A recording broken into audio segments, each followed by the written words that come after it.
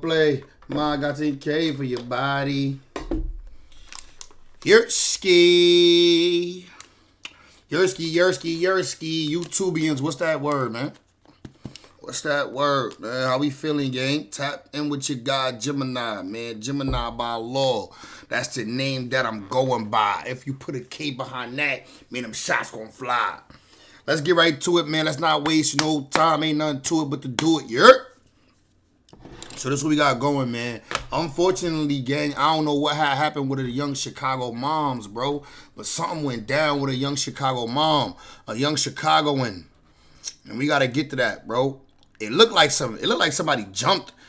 No time ain't nothing. Student. It looked like the rest of the classmates had jumped this one student that was with a parent, which is nasty work, bro.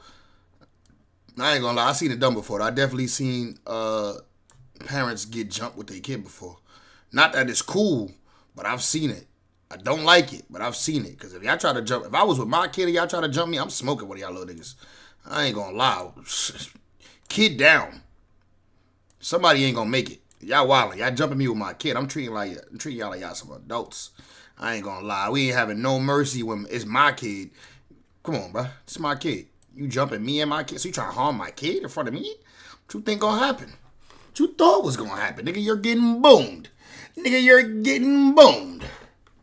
But let's see what's going on though, gang. We're gonna watch the news clip real quick. Then we're gonna jump over to a couple commentary channels and see what the real update is on this. And I'm gonna give my commentary and tell y'all what I think. And y'all gonna tap in with me in the chat and y'all gonna let me know what y'all think. You heard? Y'all know how this thing go, bro. We don't waste no time. Let's get to it.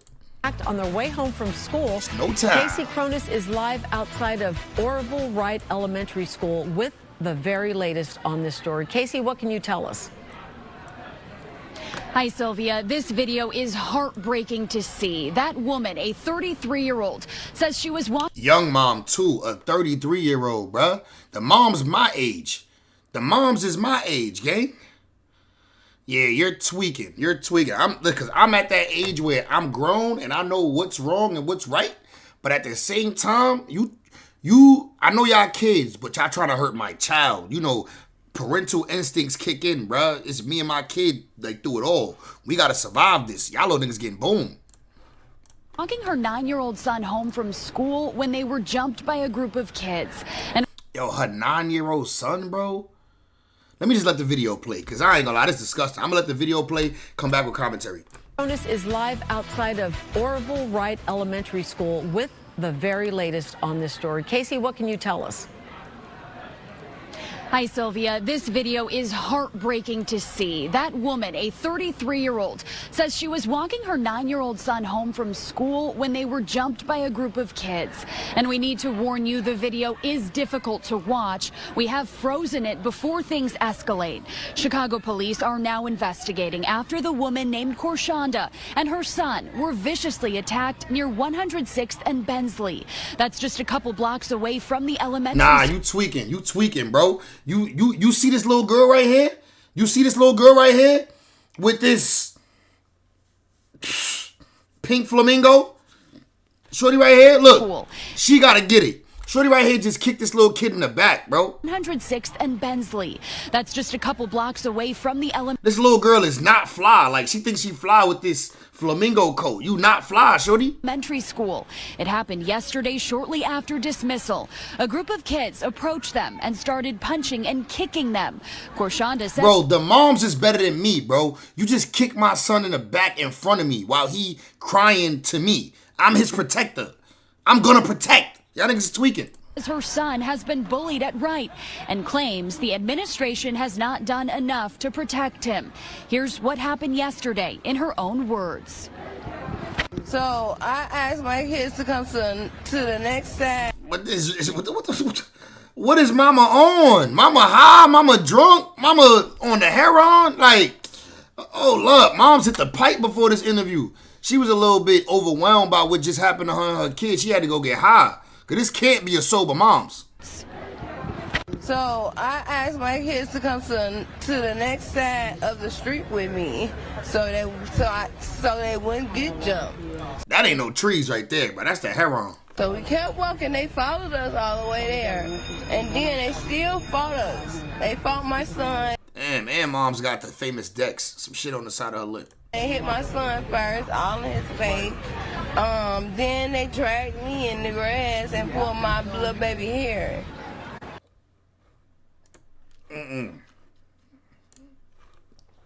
I gotta see comments. If my kid did anything like this to another person, let's just say it would be not very good for my child. This beautiful baby protected his moms and his siblings as best he could. Hold the parents accountable. Nobody gonna talk about the moms seeming like she ain't sober. I feel you. Niggas don't want to talk about how the moms sound like she ain't sober, but I respect it because she going through a lot right now.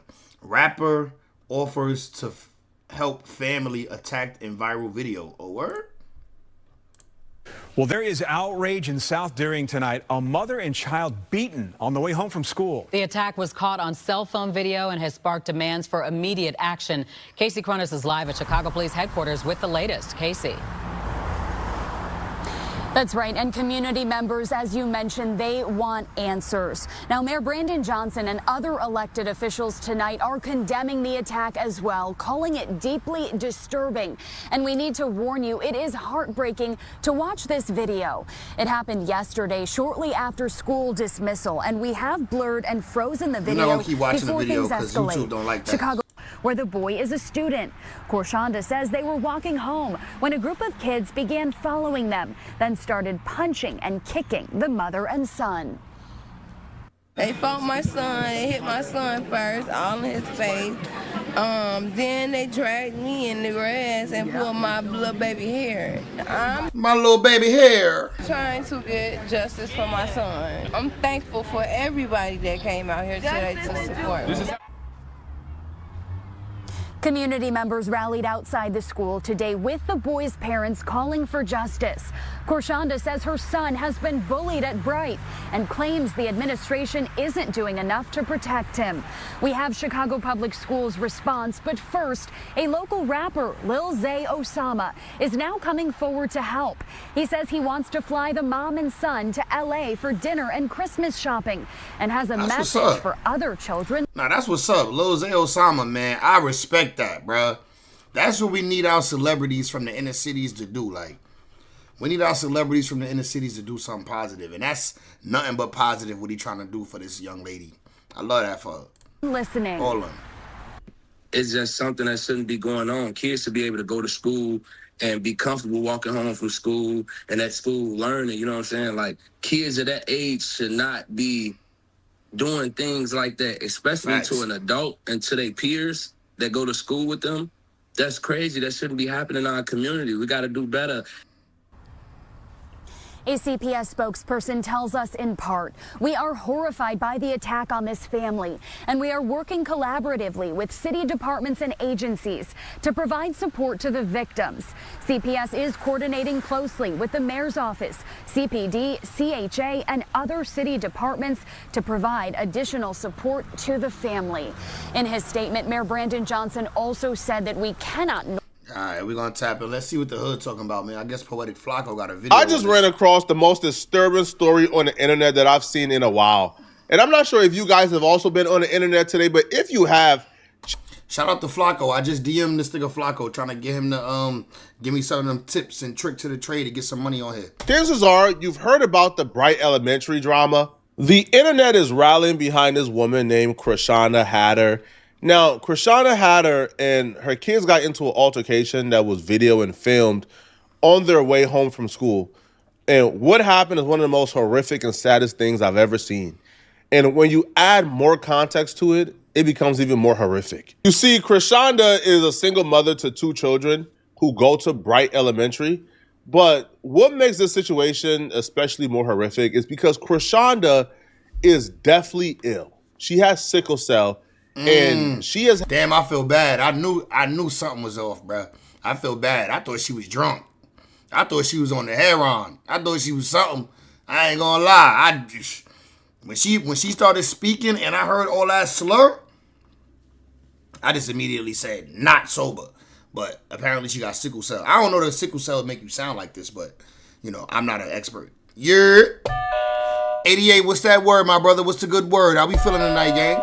Had some pretty bad complications that, according to her, has led to her almost dying.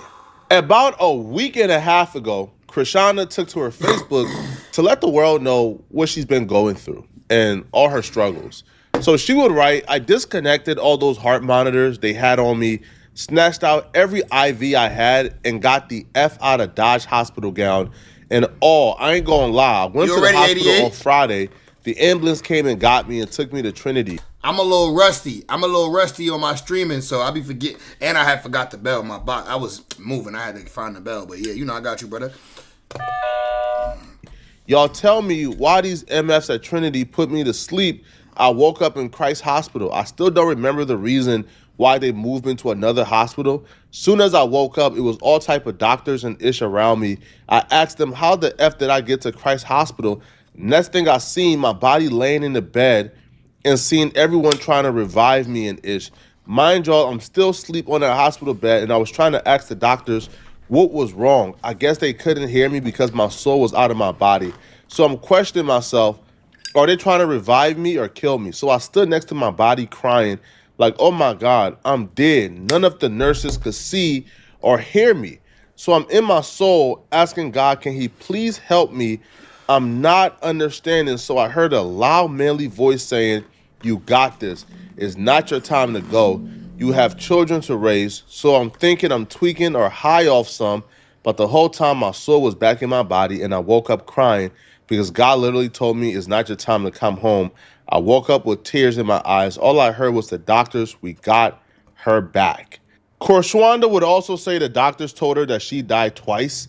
Somebody did ask her, why did you go to the hospital in the first place? And she will say that her lung on the right would hurt so bad. If you see recent pictures of her, she's clearly still not well. She's still very sick, but she's still trooping through it. She has kids, she has responsibilities. So she got to do what she got to do. Right. Right now, is the baby daddy around? Like, do she got help with the kids, or, and I mean, since she's sick, or is it just her? Chicago is super cold. Nobody who is as sick as her has any business being outside in Chicago right now, but she has to go outside to pick up her kids and drop them off. Well, a couple of days ago, right, Chrishana picked up her son and her daughter from the bus stop. Now, she picked them up from school. So a couple of days ago, Chrishana was walking her kids home from school. I hope he blur out the part with the kids. I heard they striking this video because it's involving kids and endangerment and shit. Per usual. Now, there's a group of kids who bully her kids on a consistent basis. So while walking home from school, those kids actually knew where they were going, and they actually waited for them on their route back home. Now, so the kids waited for this mom and her children so they could jump her? Nah, man, I ain't gonna lie. I blame the parent. That's bad parenting, bro. They began to stalk Chrishana and her kids, began to make fun of their appearances. Not the lady who got jumped. Bad parenting from the kids who plotted on her kid and plotting on a grown woman. Began to make fun of how Chrishana looked, what she was wearing. Again, mind you, Chrishana is a definitely ill woman right now. Come on, blood. Shamar looking at Shamar. They caught. What do these kids even know about Shamar? How do these kids know about Shamar? These kids is kids. Nigga, Shamar is a fucking. That's an old joke. Y'all know about Shamar? Y'all know Shamar. Y'all know who Shamar is. My bad. Normalize. Hey, what the hell? Right. Come here. What you want, Shamar? Oh, they talking about Shamar. They not talking about Shamar Moore. They talking about Shamar, the weird dude. Shamar, let me not say the weird dude, the disabled dude. Shamar, the dude that got the funny looking body, but it's cause he disabled or whatever. Shamar, what you want, Shamar? Shamar, look at ass. Look at them ankles, boy. Shamar. Nah, they roasting her. I mean, kids is gonna roast though. That's what they do. Kids roast, but y'all violating, man. It's disrespectful. Parents are weak nowadays. Yeah, the parents of these kids need to be held responsible though. I'm gonna be honest, they do. Giant. Junior.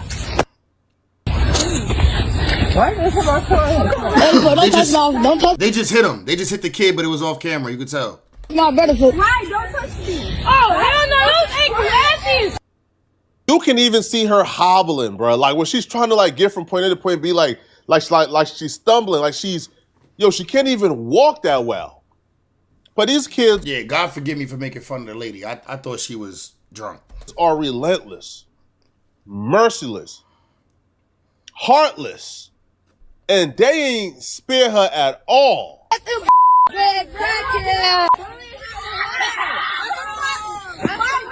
She has 2 kids with her at the moment that she's in charge of protecting. Now, her son, she tries to grab her son to move him out the way because she see one kid coming, fist balled up, and he's about to punch the son, which I can't show. Other bitch, Mark. Bro, this shit's sick, bro. This shit make me sick, dog. This video make me sick, bro. This video made me sick because then if this young mother pull out a gun and start getting a blicky because she can't physically defend her kids because she's messed up. She's sick. She go to do the next best thing. Then y'all gonna lock her up for life and say she made the wrong decision. Like, bro, this is why parents gotta be better at parenting, bro. It's disgusting, my nigga. How you punching it? I would have never punched a nigga in front of his mom's, bro. Growing up, and I was a bad little kid. I'm not gonna lie, bro. I was bad. I fought a lot. I was fighting every week, getting suspended. Mad dumb shit. And I wouldn't have punched a nigga in the face in front of his mom's. Why? Because I got respect for niggas' moms. Man, not sure where you from, but my kids would never talk like this ever. I mean, they shouldn't be talking like this. This the part that really breaks my heart. So one of the kids come from around and hit her in the back. The son sees her, so now the son is grabbing his mom and trying to like push her away from the crowd. This breaks my heart because I understand what's going through that. For sure break my heart, bro. But being a boy and you got a mom, no father, when you a young boy and you got a mother and sisters, no father, you feel like you gotta protect them. Even when you young like this little nigga, 10 years old, like you feel like they your responsibility to protect. I know because that was me. Like no father in the picture, nigga, no daddy out here, nigga. It's either I'ma protect them or they not gonna get protected. You know what I'm saying? Even though I'm the youngest of all my siblings, but like, you know what I'm saying? At the end of the day, nigga, I'm a man. You feel me? That kid probably feels like, man, I got my mom involved in something that she shouldn't have been involved in. The kid probably feels guilt. He don't know it's not his fault. He probably like, man, bro, I've been dealing with these bullies for all my life, man. My mom finally here. Now they're about to attack my mom too. My mom is sick. So the kid, he's a man. He's trying to protect his mom. He's only 9 years old. 9 years old, But these kids are like wild hyenas, bro. They're gathering around, like making a circle around them because they're about to pounce. Bro, it's so graphic that they gotta blur it out, dog.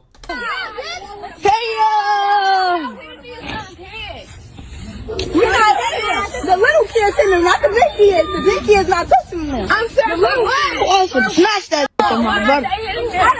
Apparently, the little kids weren't doing enough damages, so the big kids stepped in. Now, the age range here is from 12 years old, 12 to about 9. That's the age range here. So the 9-year-olds apparently ain't doing enough damage.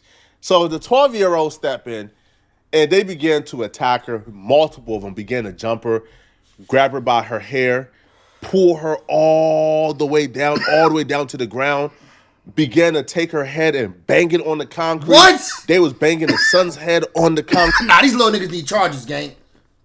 Fuck that. These little niggas need charges, gang. Youth offender, nigga. Y'all little niggas going to motherfucking Spofford, man. Get these little niggas in Spofford, gang. Fuck that. That shit worked for my era. It's gonna work for these little niggas too, bro. Send these little niggas to Spofford, gang. Fuck that. Concrete as well. Send these little niggas to Valhalla or somewhere. Damn! Back! Damn! Hey, so let my homie go. I can't show that part, obviously, but here is a screenshot of when they began to tackle her and then bring her towards the ground. Then once she got to the ground, you begin to see them rally around her and her son like wild hyenas and brutalize them. Let me go.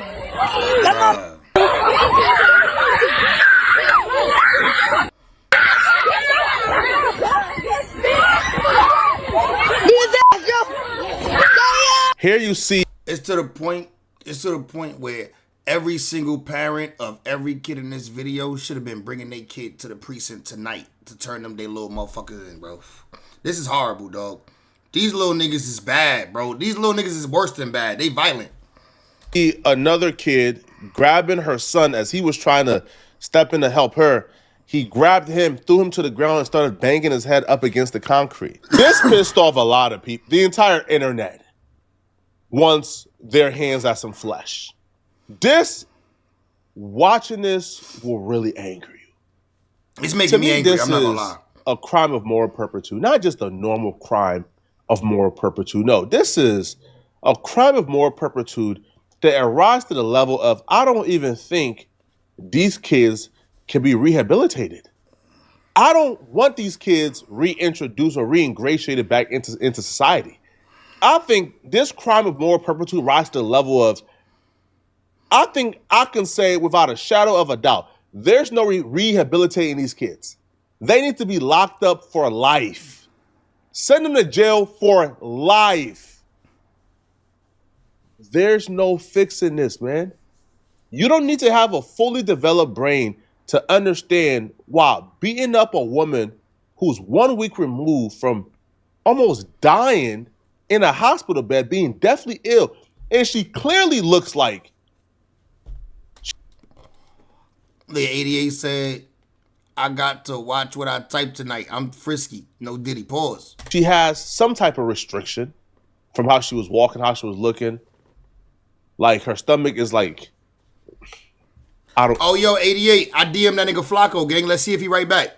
I DM Flacco. I said, what up, man? I got a little bag for you, man. Let me see what up. Check out my channel. Let me know how to get right, nigga.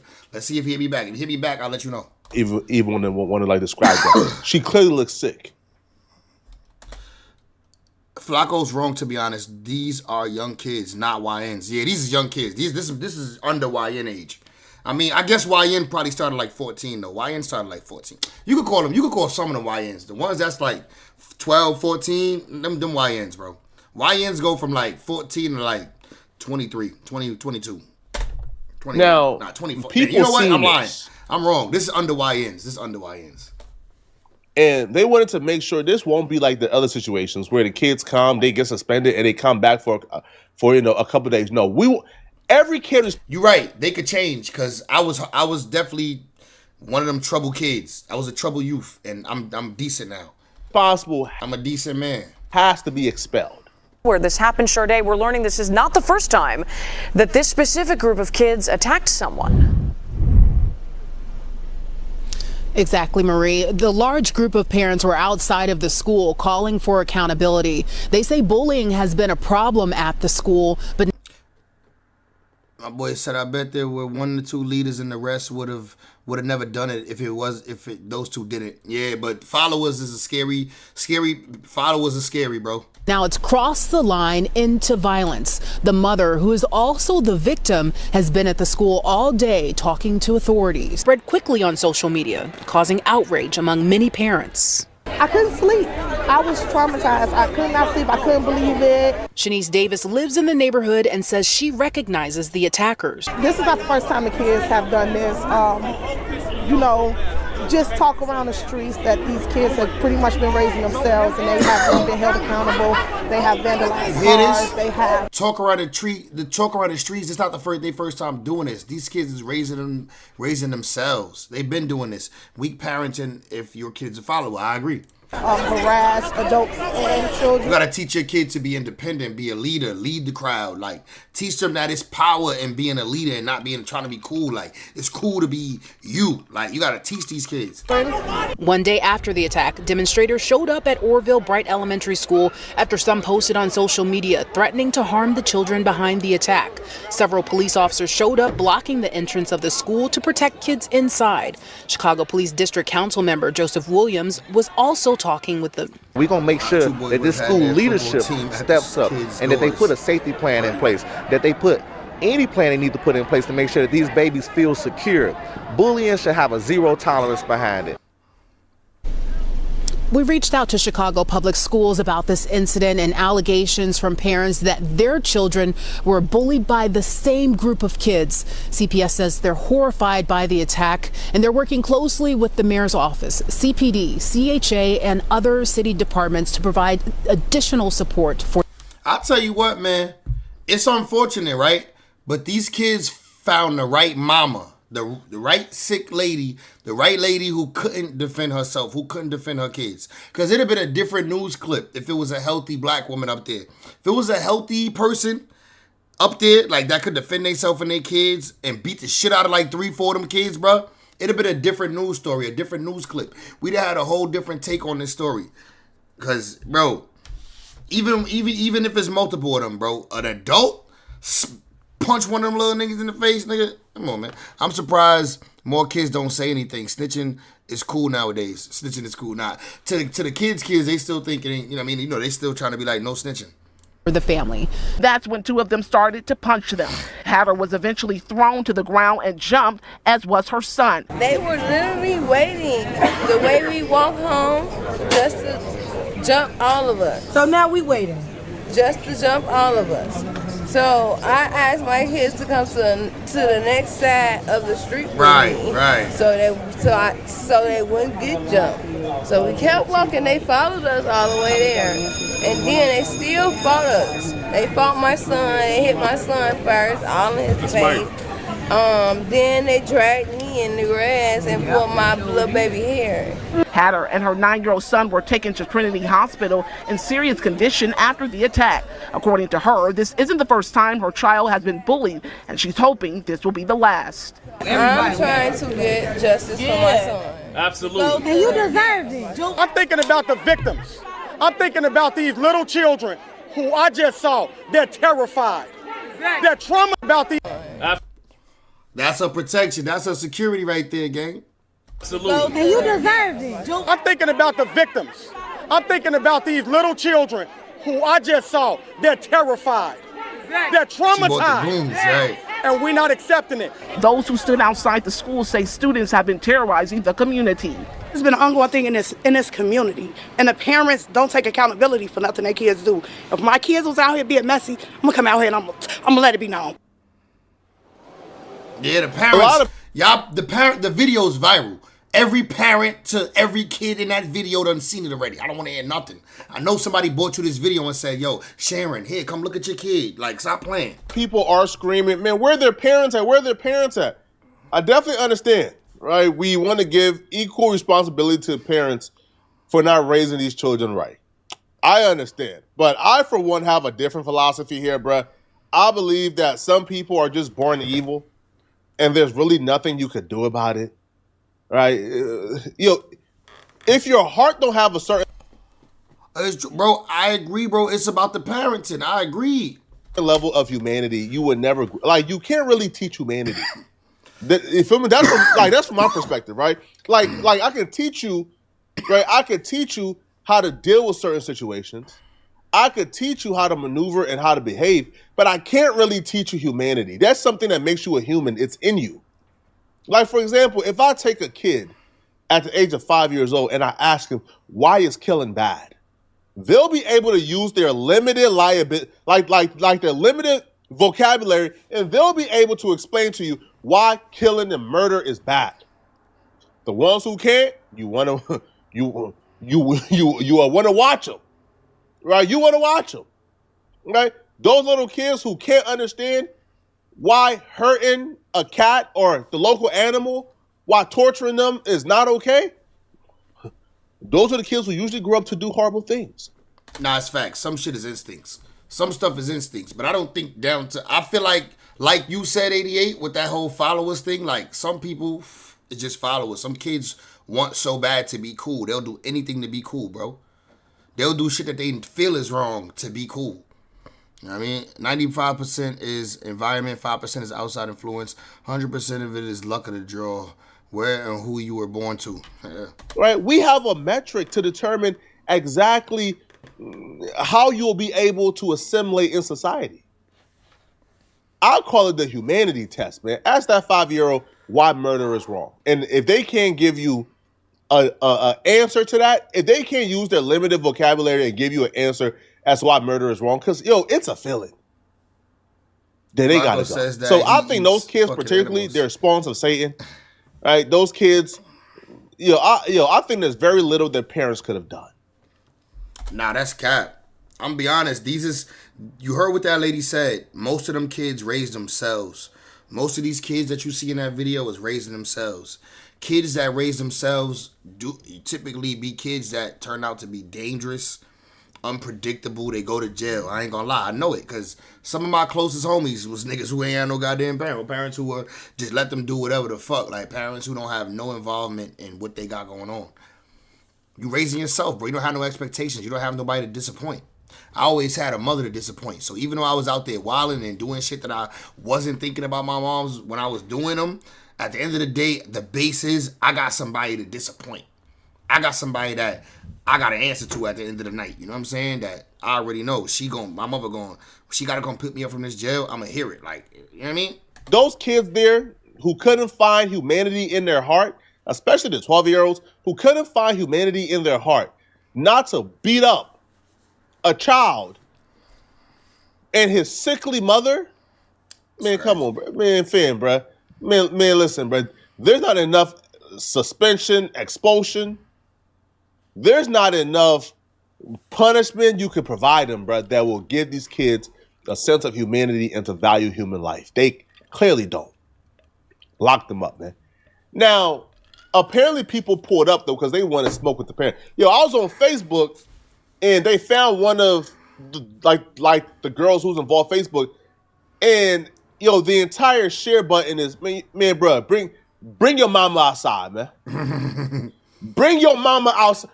Bring them outside, man. The community wants smoke behind this, man. And this is how we're supposed to be. We're supposed to take care of. It is how this public is supposed to react. But now we can't go stomp the parent out because her kid doing wrong. This is a teachable moment.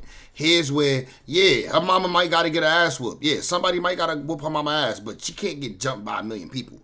You feel me? But at the end of the day, we want the lesson to be learned. Like, raise your kids better and understand that you will be somewhat held accountable for your kids' actions. You know what I mean? Bring mama outside is crazy. So these kids were 9. That's insanely young. I know Jimmy wasn't on the corner at 9. Bro, at 9, my mother loved me. At 9, I could go outside, but I got a curfew. At 9 years old, yes, I could go outside with my sister. My sister was older than me. I had two. My two sisters was in the house with me at the time, and they was older than me, so I could go outside because they outside type shit. And I just got a curfew, whatever the case may be. But at 9, I could go outside. True, I go outside. But I ain't gonna lie, all this little street shit started for me at like 11, 12. 11, 12, all this street shit started. All this commitment to streets, you know what I mean? All this dumb shit started at 11, 12. Each other. Now, I don't think beating up the parent would do anything, but I do think, though. 88 said, well, my wife would already have the lawsuit delivered. Their family would never and will never have anything by the time she was done with them. Locking them kids up for life. Shout out to Mrs. 88. I don't feel like those kids are able to rehabilitate or assimilate in society, bruh. They're evil. They're spawns of Satans. They're the devil. Now, one of the lawmakers in Chicago, he showed up as well. And he was passionate, and he made it known, man. All right? We don't care what the school do. We gonna work on holding them accountable. I just met with the parents and those children. And I think before we do a lot of talking, we need to listen. We need to listen to those children. What I just heard are 2 little, beautiful black children that are traumatized. They've been bullied. They've been tortured. And I just spoke without giving up full details. What I just told the principal and CPS, that we're not about to let a bunch of rules get in the way of protecting our children. That's right. No mother should ever have to go through what that woman went through. No mother, no father, no uncle, no grandmother. Helpless, couldn't protect our children. As somebody who writes laws in this state, we have written every law on the book to make sure children don't get But we damn sure not about to let our children. That's my type of guy. Bro, That's on right. timing, man. That's right. I like that. Bro said, listen. That's my type of guy, bro. I like that. Yo, we not going for the sympathy story for these children, bro. No.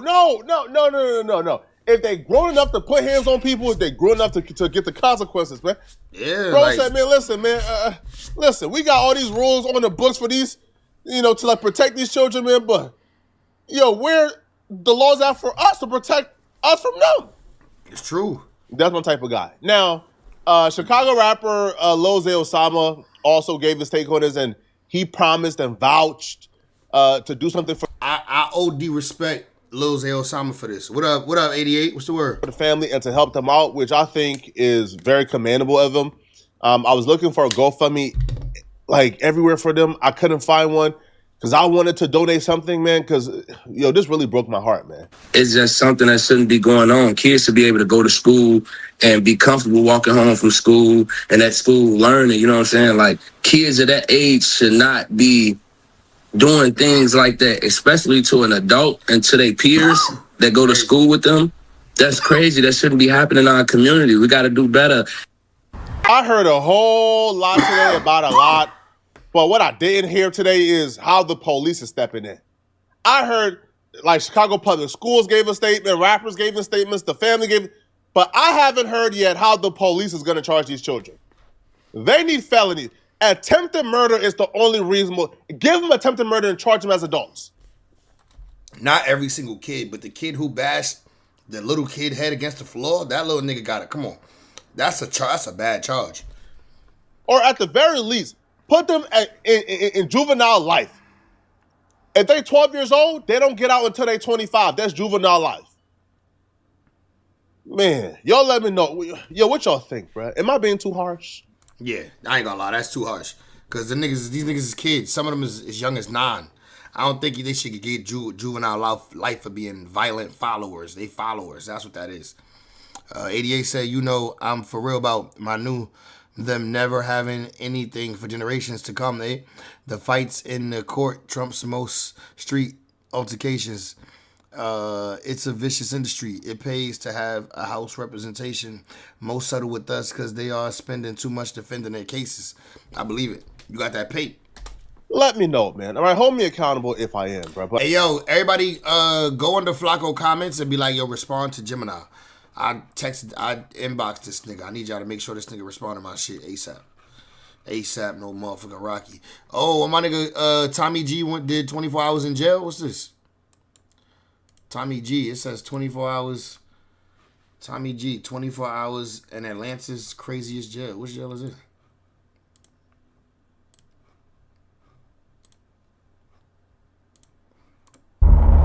Shout out to Tommy G, man. I guess he did a 30 days in type shit?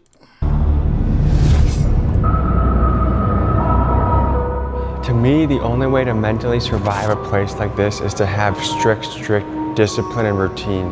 This is a place designed to break you down into nothing.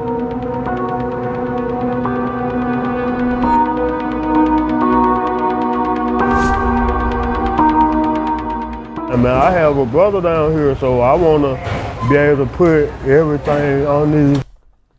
Mad missing teeth, but the ones that's there is long as a motherfucker. Saber-toothed tiger having ass nigga. I have a brother down here. Nah, this is a saber-toothed tiger looking motherfucker. So I want to be able to put everything on these trays because he'll do the same for me. If I were to sleep in Unit 5, what would happen? Oh shit. Somebody gonna get you while you sleep. What does it make you think though when you tell them, hey, I have bed bugs, and then no one does anything? It pisses you off. Do you guys find it crazy that you don't see the light of day? It's definitely crazy. It's gonna be different. You're like this. Yep. What is it like being a white boy here? In a lot of these jails, bro, niggas with dreads end up having to cut them off. Niggas with dreads end up having to cut them off because it's bed bugs like a moth all in the jails, to where having dreads is not healthy because them bed bugs be hiding in your dreads and shit. Like, you know what I'm saying? Like, this shit crazy. You'll get tried for nothing. This is brought to you by the sponsor of today's video, War Thunder, the most realistic military vehicle game on the planet. To the days of click the links in my for sponsoring this. So today, for 24 hours, the episode. I've always wondered what it's like to be locked up. So today, for 20. Only a white boy can be like, I've always wondered what it would be like to be locked up. Most black niggas know what it feel like to be locked up, even if you didn't do extensive time. Just because as a black man, you're gonna get arrested. As a black man in your life, even if you a square, you're gonna get arrested because the police gonna target you. And everybody in life does things illegal sometimes. Niggas just can't get away with it because we targeted. 4 hours, I'm getting that experience firsthand as an inmate inside one of Georgia's most notorious jails, Clayton County Jail. This is a place known for stabbings, overcrowding, and chaos. And in this episode, we'll hope to explore questions like, what is justice? How bad should jail really be? Does the system actually help anyone change? And is it the job of the system to change someone in the first place?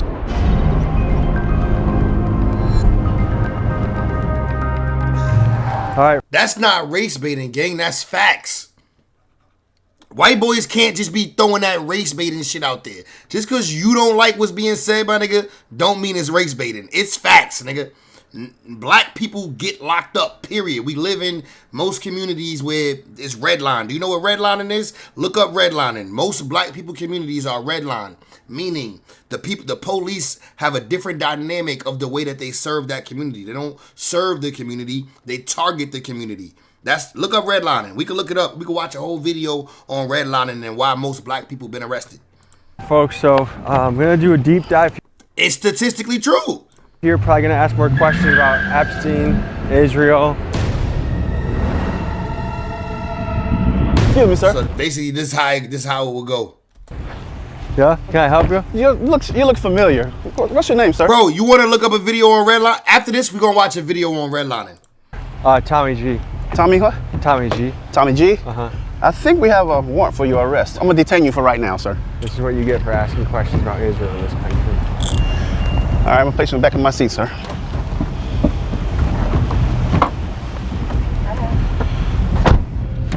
Well, looks like I'm spending the day in Clayton County Jail.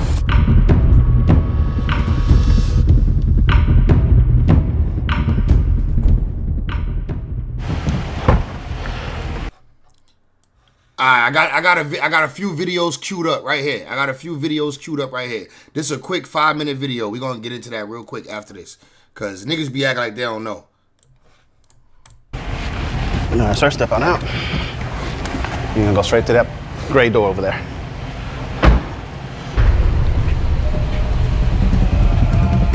Then against the wall over here. Yeah, turn around for me. Okay. That was not a police car. This is a car. This is not even a police car, right? This can't be a real police car. All right, I'm gonna place you back in my seat. This is like a fly ass police car. This can't be like every police. This shit too hard. You right. And it's a scat pack. Well, looks like I'm spending the day in Clayton County Jail. That's a scat. This is either a scat. Yeah, it's a scat pack. This is a scat pack. This is a scat pack, right? Oh, I think it's the sergeant's. Oh, so only he got one? Okay. He probably bought this. He probably like, nah, he ain't buy it. Yo, is that signatures? Oh, I think he got all of the signatures of all his police homies. All right, sir, step on out. You're gonna go straight to that gray door over there. I bet you he the only one that got a car like this, bro.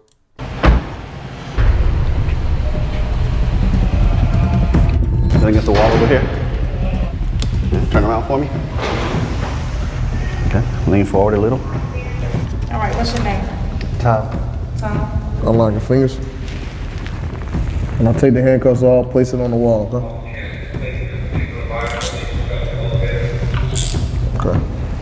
Take time to keep your hands on the wall to set up instructions. All right, go ahead and take your hoodie off for me, sir. Hand it back to me. Push on it. All right, hands on the wall, all the way. And you just know that they being 1,000 times nicer to him than they would have been to your average inmate. Just know that. In fact, they seized this from a fucking drug dealer. Big Boss drives that one. Yeah, only the boss drives that one. Facts. Yep. Take 2 steps all the way back. Okay. Got anything in your pocket that can poke me, anything like that? No, sir. Okay. At all times when you walk into jail, make sure you walk with your hands behind your back, okay? Yes, sir. All right, come on and walk through the metal detector.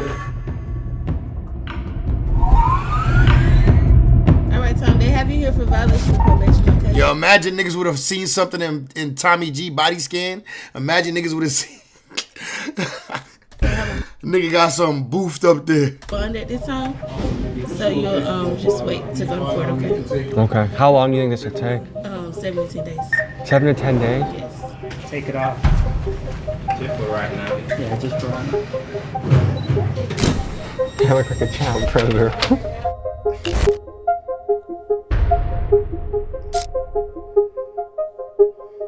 But how is this gonna work though? So the cameraman is locked up with him too and following him around?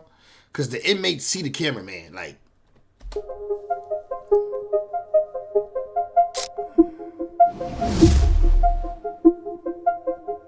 You see a sergeant, lieutenant, major, captain, sheriff. You have to turn around and face the wall. Say their command. All right, turn around, face the wall. Sergeant on deck, lieutenant on deck, anybody on deck, okay? Since you're here for probation, you'll be here 7 to 10 days until your probation officer gets on the phone or come talk to you. They have up to 10 days to come talk to you. Can you tell me about the unit that I'm getting placed in? So this is the orientation unit. Of course, That's a fine ass police officer.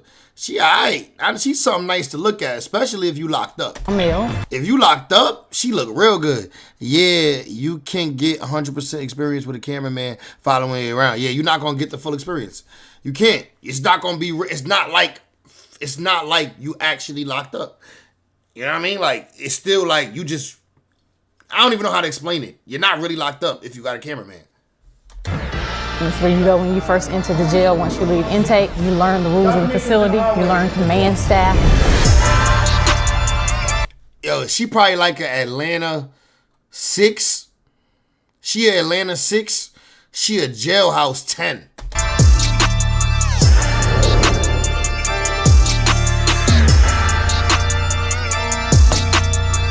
This is where I'm staying tonight? Yes. Okay.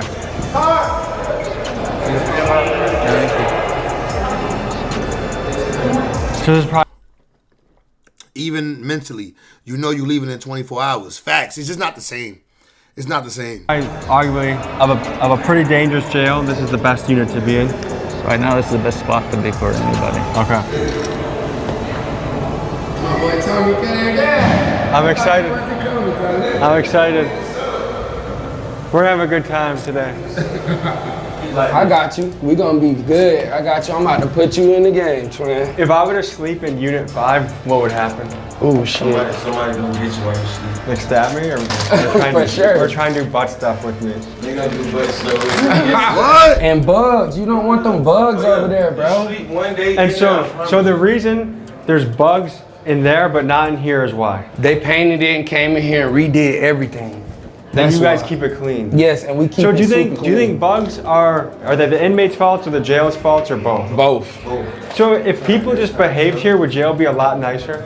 Yes, but you're not gonna have that because you have people that don't have money, people that don't have people that love them on the outside. So now, with that comes, I don't have food, you know what I mean? So then somebody's gonna come try to take your food. That's how it goes. So if you were in another unit, would you have to worry about your stuff getting stolen constantly? Yeah, for sure. I just left a unit. Yeah, I mean, Tommy in there with the black niggas right now, but you know Tommy might get behind the wall and roll with the blacks, bro. Where I had to worry about that. Somebody came in my room, they just standing at the door for the longest. Like just standing there, and I'm like, what you in here for? My food. So this is my boy's blanket. Get my boy set up, all right. Oh, you got brand new everything, bro. And then take this in and that and tie it in a knot. That way it doesn't just keep sliding. That's smart. So then, this is my sheet, this is where I sleep with? That's your blanket, yes sir. What material is this, recycled wool? Yep, some trash. No pillows here? No pillows, bro. No pillows? Okay, so I got... Oh yeah, you got it, toilet paper. This is my toothbrush. This is You had to make that pillow? You don't get a pillow? toothpaste. So they brought you Maximum security toothpaste. Maximum security. That's fucked up, bro. Do you ever do pull-ups? I don't know if you can use it. No. 88 said, I can't be in that cell with them. Bro, if you get sent there, what you gonna do? You gotta get yourself out that cell. That means you gotta pop on one of them. You gotta beat one of them up or something in order to get transferred to your people. They don't allow it in this dorm. So I do push-ups all the way up the steps. And when they're not here, I go on the outside right there and I do my dips. Are you not allowed to do pull-ups? Or are you not allowed to work out? They let us work out, but you have to take your jump. You want to take your jumps like halfway down. They took our whites this morning. Because how often does this get changed? Every week. You do your push-ups going up the stairs? Up the stairs and down. Wait, so you gotta wear this same jumper the whole week? Wait, that's not what he just said. Take your jump. You want to take your jumps like halfway down. They took our whites this morning. Because how often does this get changed? Every week. You gotta wear this, so they're not gonna wash this shit for the whole week? You got a week's worth of nut sauce? A week's worth of 9 to 5 booty? Nah, that's crazy. Take your white off, Tommy. What white? Oh, his tee? You do your push-ups going up the stairs? Up the stairs and down. You want to do one round and I'll do one round? Let's do it.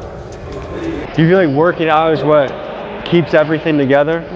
It keeps you from being upset, yeah. So yeah.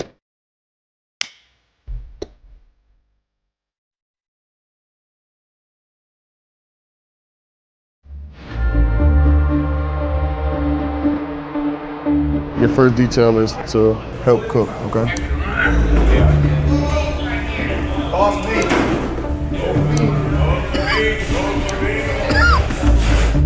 All right, you're gonna do the potato. Here you go. Good morning. All right, so you're gonna do the potatoes, right? Yeah. Potatoes. They do 8 ounce. Okay. 8 ounce potatoes. 8 ounce potatoes. Oh, okay. What's mixed into the potatoes? Sausage? Yeah, something like that. It's turkey meat. They don't serve beef and pork. No beef? No. Your entire time in jail, no beef. That's my favorite thing to eat. So what motivated you to join kitchen duty rather than staying? No beef at all? Tommy probably hold his own on the fades. I think so. I think Tommy do like jiu-jitsu or some shit. General Pop. It help us get out quicker. And a lot of us not here for nothing serious for real. Little misdemeanor and stuff, but there's so many people here. Like, sometimes you gotta wait to get on the calendar for court. What kind of misdemeanor are you here for? Obstruction and 2 grams of weed. It's not like you're a serious danger to society? Not a danger to society at all. I got my own security company. I literally work with officers in the jail. Tell me what we got going on here. We're fixing the salami and the cheese that is nutritious for us all to eat. All this goes in one bag? Yeah. And then we seal them up to take. So we got 2 slices of bologna, 2 slices of cheese. They make 2 sandwiches with it. Okay. Get them. You want to show me how it's done? Take these and spin them, get the press out of them so the bread won't get stale. Twist them like this right here. Put them through the staple. How long have you been here for? Well, I've been here about 2.5 months. How much longer do you think you'll be here? Just make some here.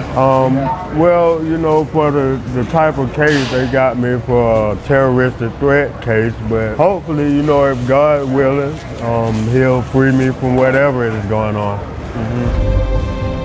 God willing. Probably his 5th I have a brother down here, so I want to be able to put everything on these trays.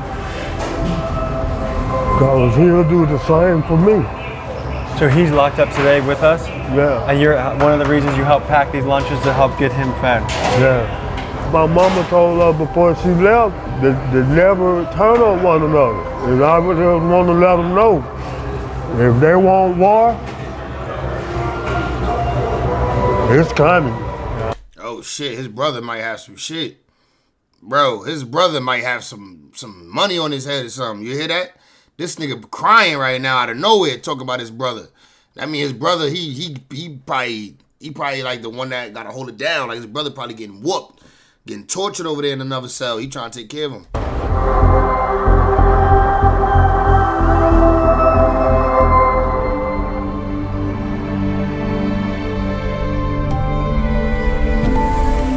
So you guys get lunch and dinner at the same time? Yeah. Let me bring you up to speed on how the food schedule works in this jail. Breakfast is served between 3 and 5 a.m. Then lunch and dinner are served together about 10 or 11. And dinner is either a peanut butter and jelly or a bologna sandwich pack. And if you don't have commissary, this is the food that has to last you the entire day. Put some seasoning, my boy. Do they even use salt on this? No salt? No seasoning. Does this last you more than one meal? Or? Oh yeah, for sure. So let's just use a little bit? Yep. And then, okay, so what's on the tray right now? So we got black eyed peas, cake, cornbread, and then these potatoes with the turkey stuff inside. So 2 pieces of cornbread. No, that's cake right there, brother. Cake? Yep, that's cake. Cake. Whose birthday is it? It's ours. To me, what I'm looking at as an athlete, there's no protein. Protein, exactly. So that's why I get a lot of peanut butter on the store. I order it. So that's your savior is peanut butter. That's my savior. This potato and turkey stuff is good. It's all right. I like to see. Normally I'll give it away if I don't like it. And then cake. How often do you get cake here? Every day. Every day. I've been noticing that you've been squinting a lot. Yeah. That rookie mistake. Don't take anything from anyone, especially a nigga when you're a whitey. You stupid. So I have bad vision. I don't have no means. Bro, he knows that he ain't locked up. He know that this is just for the video and he out of there. Of getting any eye care in here, so I have to squint to see. Yeah, I had lost my vision when I got in here. And when I mean by that, I had lost my contacts.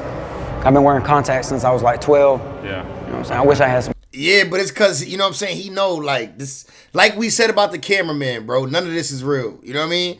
Like, I know what you saying, though. You're right. If this was real, you're right. Get with your people. Don't take nothing from nobody, even if it's your people, till you know they official, and you let niggas know what you standing on. Glasses, but, you know what I mean? They don't offer that kind of service here, so. Can you demonstrate? Oh yeah, so this is what I have to do to see, and it might look crazy. I've been called Cyclops off the X-Men, you know what I'm saying? But this right here, it does help me see better. For, you know what I'm saying? I can see your hat for. Yeah. What does it say? How's unit 4? Yeah. I can see the 1 on that door over there. You know, the dorm 1. I could definitely see them numbers. I noticed that while we were in there, my friend Ryan was squinting a lot. And I thought, you know, this guy needs some glasses. So I talked to my guy Strickland. We got the jail doctor to visit him. And Ryan got some glasses. So happy about that. It's just something basic that I think someone in there should be able to have, especially if they're in there for months or years. So what do the other units think about you guys? That we're fucking snitches, that we're fucking rats. They hate us because it's cleaner in here. This the rat unit. This the rat unit. Okay. So if they're in there for months or years, so what do the other units think about you guys? That we're fucking snitches, that we're fucking rats. They hate us. This the snitch unit, gang. This PC. Because it's cleaner in here. That's pretty much it. It's way cleaner. And if they wanted to join this dorm, how easy would it be for them to do it? They can't, because that guy right there has to select you. He hand-selected each one of us to come in here. So if you guys mix back around, would you have a target on your back? No, not me. Give me your background a little bit. So I'm GD, I'm Peso G. Yeah, I don't have no problems around this jail. If they do, they get repercussions from me and the rest of my bros. That's how it goes in this jail for me. Okay. Anything out of whack, your ass going on the door. Right. You still. He bought him some glasses, bro. Hey, man, listen, he did something for his white. He at the end of the day, he running white, low key. Without running white, he running white. Unless he buy one of these niggas something, he running white. Don't wash your ass, anything like that. You going on the door. I don't play that shit. And that's facts. What does going on the door mean? Meaning you rolling your bunk up, get your snacks, everything, get your ass on the door. Or you finna get your ass beat the fuck up. And then once the guards see you on the door, that means they just move you? They're gonna come get you and move you to somewhere else. I noticed there's no crumbs anywhere. Do I use anything as a plate or is this the plate? That is your plate. So bust it down. I'm about to go get mine so I can show you how to do it for real. Oh, this your plate right here, Tommy. This how you do it, you feel me? Gotta bust it down, Tommy. Oh yeah, do not eat, do not consume. What is that? Do not consume. Well, if you look on there, it say phenylalanine. What is that? It's some shit that makes you slow as hell and make your dick not hard. You know what? Here, why would you want to be hard in prison? Pause. The little guys talking tough and PC, right? shit, like having to face the wall when someone comes down the hallway, makes you feel like, dude, like an animal. Yeah. Like sick. So this is one of the best meals you can get in here? That's the best shit you can get in here. It might clog you up though, but you'll like it. I am scared to shit in here because, like, will Did they the give toilet you even brand new work? shoes? Okay, you're good. You're good. They were gonna Shit give on your us shoes. They were gonna give us more blankets, but they said that some of the blankets were bug infested. Yeah. This is a game of calories right here, trying to get enough calories to feel Yes, okay. bro. Yes, every day. Like I work out so much. I'm about to work out again, but it doesn't really do anything because there's no protein. You know what I mean? And that's designed so that people don't get strong? Yes, and fight the guards and do all that type of shit. Put those cookies on that. Yeah. There you go. Like this? There you go. There you go. Now you're doing something. What is it like being a white boy here? I mean, if you stay out the way and you don't do too much, you'll get by, but you'll get tried for nothing. Are whites finally getting racial treatment? Like we're getting racist treatment now? Look, we been getting that. As long as we stay out the way and we mind our business, we ain't gotta worry about nothing. All right, so guys, I have an important announcement. Okay, let's just say someone's committed a crazy crime, dangerous crime. They robbed someone at gunpoint. Does a guy like that deserve to have better food than this in here? I think we all deserve some protein. Fuck that. Right. Imagine your claim to fame as being a leader. Yeah, jail's boring, bro. This place is boring as hell. Thinking about all the time that gets wasted in He was proud to say his name and rep his gang too, though. I mean, at least he not a put off though. jails honestly makes me sick to my stomach. Most of the people in here are young men, which arguably should be the most productive members of society, but instead, due to their own choices and a backed up legal system, they're spending some of the most valuable years of their life stuck in kind of a purgatory just wasting away. And it makes me wonder if there's a way to put these guys to work, something like the modern day version of the CCC from the 1930s, where they could work to the benefit of this country while also building up their skills, self-esteem, and a little bit of a nest egg for when they get out. And I'm guessing, given the choice between wasting away in a cell or doing something good for society, I'm hoping a lot of these guys would choose the option to get to work. That's the best entertainment right there, those two phones. Call your girl. It sucks because you're going to get a hard one. Once you hear her voice, you get a hard one and you can't do shit about it. I wanted to hear how jail impacted people on the outside, so Xavier got me in touch with his girlfriend Dedra so I could hear how her life is affected by having her boyfriend in jail. The hardest part about maintaining a relationship through the phone is, first of all, not even being able to call them. You know, you gotta wait for them to call you. You can call and then press 5. As mid as she is, she could have a boyfriend on the outside. As mid as she is, she could be out here and have a boyfriend that ain't in jail. So, you know what? Shout out to that nigga for having a girlfriend on the outside that's sticking with him while he locked up. He can't do nothing for her. 5 to answer. There's been plenty of times it just did not answer because somehow the phone just not working. Like, that person could be thinking like, oh, you ignoring me. Oh, you not answering on purpose. She got underarm hair. She ain't even look. That person could be thinking like, She still got underarm hair growing back. Baby, you knew you was about to do this. You knew you was about to do this interview thingy. You could either wore some sleeves or shave them underarms.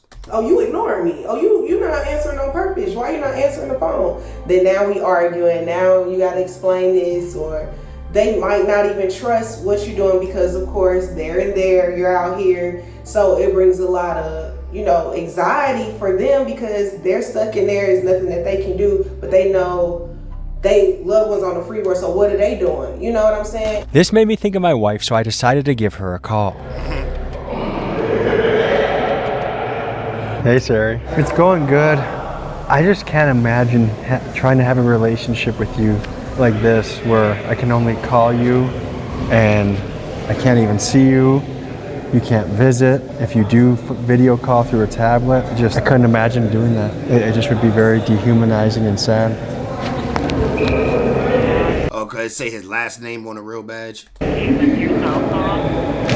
Yeah, I don't have my cell phone anymore. I can't wait to feel your warm body.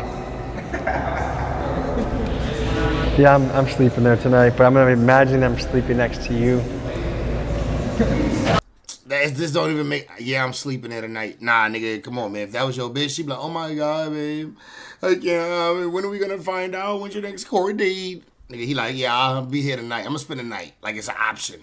Yeah, I'll be here tonight, but I'll be thinking of you. Too close to anybody else. Don't worry, I won't. I love you. I didn't time it correctly, so I wasn't able to say I love you. It just hangs up on you. This experience made me realize that I take it for granted having my phone on me to talk to my friends or family whenever I want. But in here, connecting with people is almost impossible. You get 5 minutes to talk for free with a voice constantly reminding you that the call is being Right. I would recognize that you do not do crimes and pick your friends wisely. Facts. monitored. And if you want more time, your family has to put money on your books. It's very hard for me to imagine that this would be my only way to talk with my wife and kid. And I can see how easy it would be to feel forgotten, lonely, and depressed in a place like this. And it makes me think, should in-person family visits be allowed? Or is this a harsh enough punishment that makes someone not want to commit a crime again? Do you have a girlfriend? Yeah. I talked to her majority of the day. Bro, I doubt he going over there with the real bad guys, nigga. They not safe. Is it hard to have a relationship through this phone? This is my first time being here, so my first time, period, like being arrested. It's kind of hard. There's just a lot of little depressing things like, okay, I can't stand past this red line. Yeah, you step over this line, they gonna come in here and get your ass. Hearing what they going through, knowing you can't really do nothing about it. You can't really solve it. So you literally hearing your loved one going through it. And all you can do is talk on the phone. Put money on their commissary, you know, and pray they get their commissary.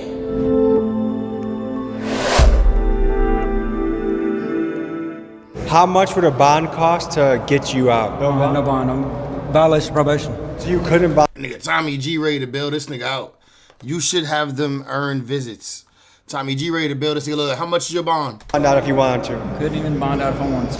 How much would it cost to bond you out? $250. $250? And are there any family members you've reached out to ask?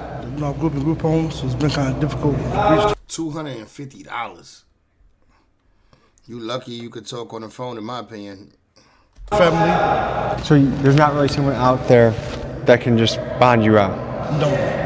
Okay. I want to pause here for a second. This guy grew up bouncing in and out of the foster care system and has nobody on the outside to lean on. To put his situation in perspective, it costs taxpayers more to keep him locked up for 3 days than it would be to simply let him go. But because he has no family, no support system, he is stuck in here for months. And it really makes you wonder how many kids who age out of foster care end up feeding directly into the jails. What about you? How much would it cost to bond you out? I don't have a bond. I get out in like 20 days. I've been here for like 12 months now. And what do they have you here for? I'm here on 2 different cases. I got a felony case and a misdemeanor case. My first case is a simple battery and a battery. The other one is a criminal damage, a battery, and theft. Don't have a bond, violation of probation. Guys. So if you violate probation, there is no bond? Yeah, basically your probation officer has the power to come get you or not.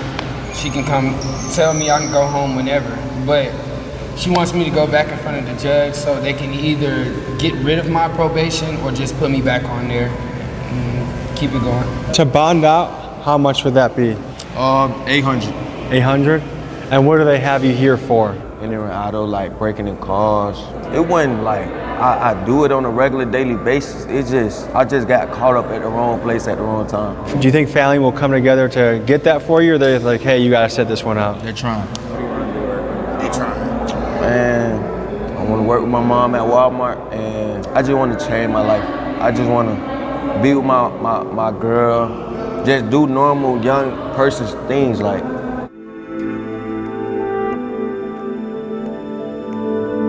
So Strickland came in here and gave me shit about this bed. Yes. I cannot use my blanket as a pillow? No. Like, it's literally a violation. That's literally, you're gonna get in trouble. So if your what? bed doesn't look like my bed, you getting put on the door. What? Yes, they're gonna come get you. So you're just not allowed to use to try and innovate and make a pillow? No. The only innovation you can do is what I was telling you. Take this and put it in your towel. That's it. So hypothetically, 2 situations. Let's say we're in a gang, there's other gang members in a different gang. If we get jumped, how do the guards know that we're getting jumped? They don't. Only way is if you run to that front window and say, hey. But if 6 guys run in here. 6 guys stabbing running us, here right now trying to stab us. We gonna have to fight for our lives. the guards will have no idea. They will have no idea until we make it to that front door and say, hey. And most likely they're gonna be behind you still stabbing you up. And you're, yeah. If I wanted to make a shank, how long would it take me? 3 nights. So this right here is essentially a rough spot in every facility that you go in. It doesn't matter if you're in fucking Forsyth County, Georgia. Underneath the toilet seat, there's normally leakage right there. And it makes it rough.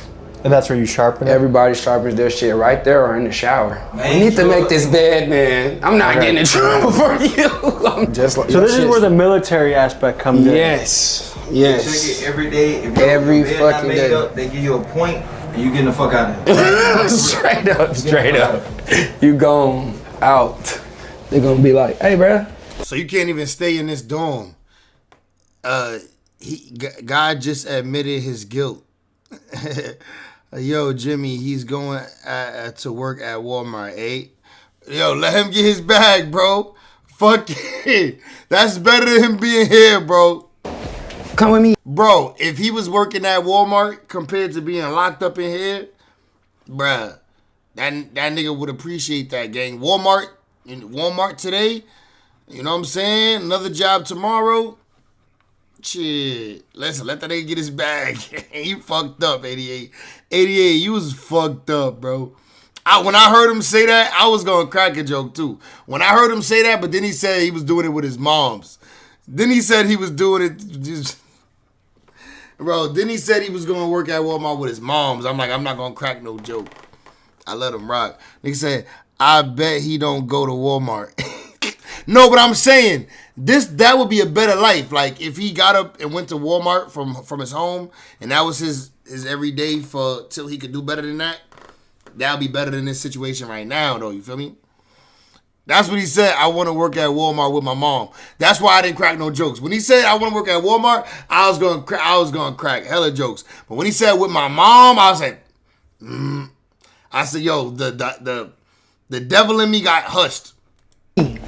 The God in me knows better. And you'll go to a shittier unit? Yeah, you're going to the bugs, bro. That's what we be saying in here. Can't take no. Well, he going to the bugs. Bed with you. Never let nobody sit at the head of your bed. That's a rule in jail. So I can sit on this side, but not anyone else? Yeah, nobody else can sit on that side of your bed. You never let anyone sit on that side of your bed. Disrespectful? That's disrespectful. They fart right there. You might get a pink eye. Exactly. Go to wall. Go. I mean, really, nobody should be sitting on your bed anyway. But I guess if you the bottom bunk, then you know it's niggas is gonna sit on your bed because it's the only seat. Go to the wall. Go to the wall. What are we supposed to do? Anytime you see her, go to the wall. Just go to the wall. They come to check on time, and that's it. I'm a happily married man. I know a lot of people in here have girlfriends, but I think for men locked up all day, even just a glimpse of a woman is just like, Yeah, for sure. Yeah. Right. They got women in prison? Yeah. I got It's a the whole same thing. woman, but that's... So when I was a wrestler, They got females in the building? I would cut weight, so I would have to drop like 15, 16 pounds. We would watch the Food Channel all day. I would think about food all day. Same thing in here, women. That's food. But yeah, this is what bed bugs do to you for real life. That's from this unit? Not this unit, no. This is the best unit you could be in. Bed bugs, you want to... For real. When them shits look fresh, nigga, where'd you get them? These bites look fresh, nigga. This is what, and I put in several medical requests. Didn't do nothing, you know, yeah. Damn. They didn't do nothing to help me. Nothing to help me. What does it make you think though when you tell them, hey, I have bed bugs, and then no one does anything? I mean, it pisses you off. Especially the people on the outside, like my mom. Hell, they thought I was lying to them.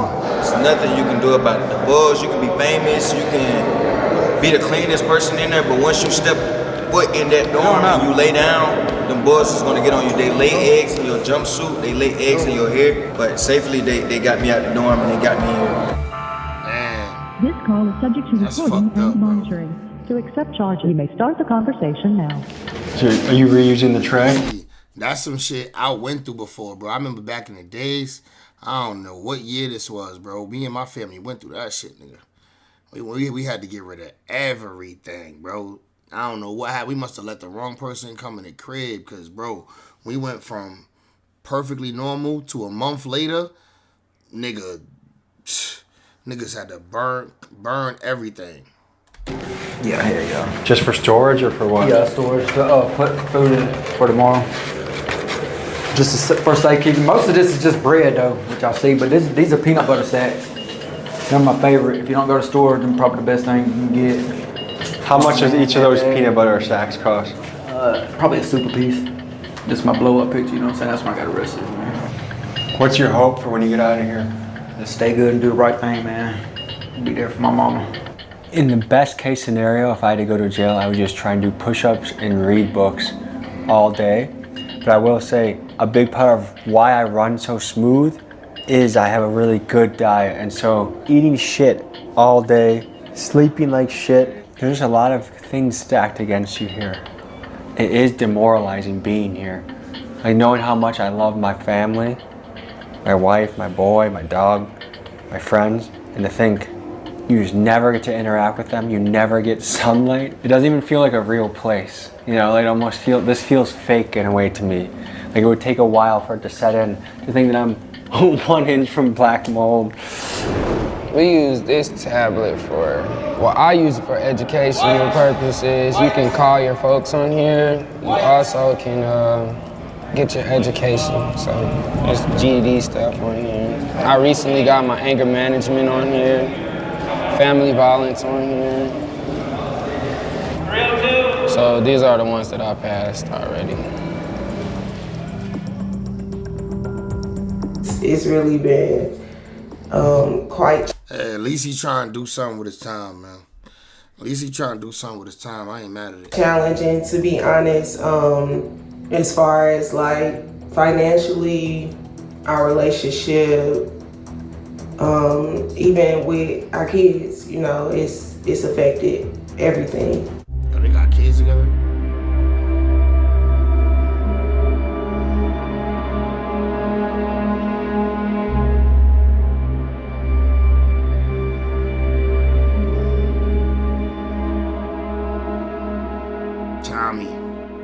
All right, so what you're about to see is jail ingenuity. So what are we making in here? All right, so this is a pocket. I usually be making pockets by myself for real, because a lot of people don't like hot stuff. But I eat hot stuff all the time, so. What you see being prepared here is called a pocket, and this is infamous in jail and prison. You actually saw one in last week's episode, and the poor guy probably lost between $15 and $20 worth of food when he accidentally dropped his on the floor. It's usually a mixture of noodles, packaged meats, beans, and various flavoring like spice packets or pickle juice. And due to the complete lack of nutritious food in jail, the pocket is oftentimes the best meal an inmate can get his hands on. How much is this? I think that's $6, I think. $6? Yeah, I think this one is $5. No way. Yeah. This stuff seems expensive. How do you get the money to buy all this? Somebody in the outside world. Somebody put money on your books and you just order it yourself, or they do an online package for you. I think the pickle's like $3. This cheese, I think it's almost $3 too. It's insane. Chips. For liquid cheese? Yeah, it's jalapeno cheese. And then the chips, this bag is like $1.90. I think it's $1.90 for this. And then these is like $2 something. Everything's expensive in here. This is your first time in jail? Mm-hmm. Been locked up a few times before. This is the longest time I've been in jail. How does this compare to your other jail stays? It's terrible. What makes it worse than other jails? The bugs. So other jails are more clean? Somewhat like that. They don't have bugs. Lice bugs, I never knew what lice bugs was until I came to this jail. I can't imagine how painful it must be to not be able to be there for those important. Oh yeah, this is the first time I missed it. Everybody mentioning them motherfucking bugs, bro. You got bed bugs, you got lice bugs, you got mad shit. Cheaper than my corner store. Birthdays. So I definitely do think about it sometimes though. And my youngest son, he can talk now. When I got locked up, he couldn't talk. How's this coming along? Great. We're gonna eat good, Tom. We're gonna eat good. Ready? It's time to eat, bro. I'm getting hungry. Nah. Check on it. What do you think? I'm trying to make sure all the rules are soft, and they are. They're ready. We ready, y'all. So to eat like this, does that mean someone back home is working really hard to try and provide? Yes, most definitely. For sure. My girl's a leasing agent, so she goes to work every single day. Then for my book, she goes and does Ubers. So she fucking hustles. Hey, y'all, they should take care of pest control, in my opinion. But the pillows, phones, etc., fuck that. So that you eat good. Hustling, so You better marry that woman when you get out of here. Marrying her. Yeah. It seems like everything in the jail industry is built inefficiently or in a way that squeezes every penny out of you. Speedy trial? No thanks, you'll sit in jail for months. Commissary? Don't worry, we'll put the shittiest food at the premium prices. I mean, even the process of trying to send money to inmates was ridiculous. I sent a few $100 to different guys in there, and not only was I gouged at a 10% transaction fee, but the payment system was so terrible that I actually thought it was broken. And I don't think jail needs to be the Ritz-Carlton, but it certainly feels like a system that has such terribly low standards, from the vendors all the way to the basic. Who books you think he put some money on? The whites or the blacks? Services or both provided. And the hard truth is, most of the people in this system. We know he bought the white boy some glasses. Now he trying to donate. Who you think he donated to? Are already poor, and this kind of nonsense stretches already struggling families to the breaking point. What? All right, food review time. Yeah, you gotta do a food review. You definitely have to do one.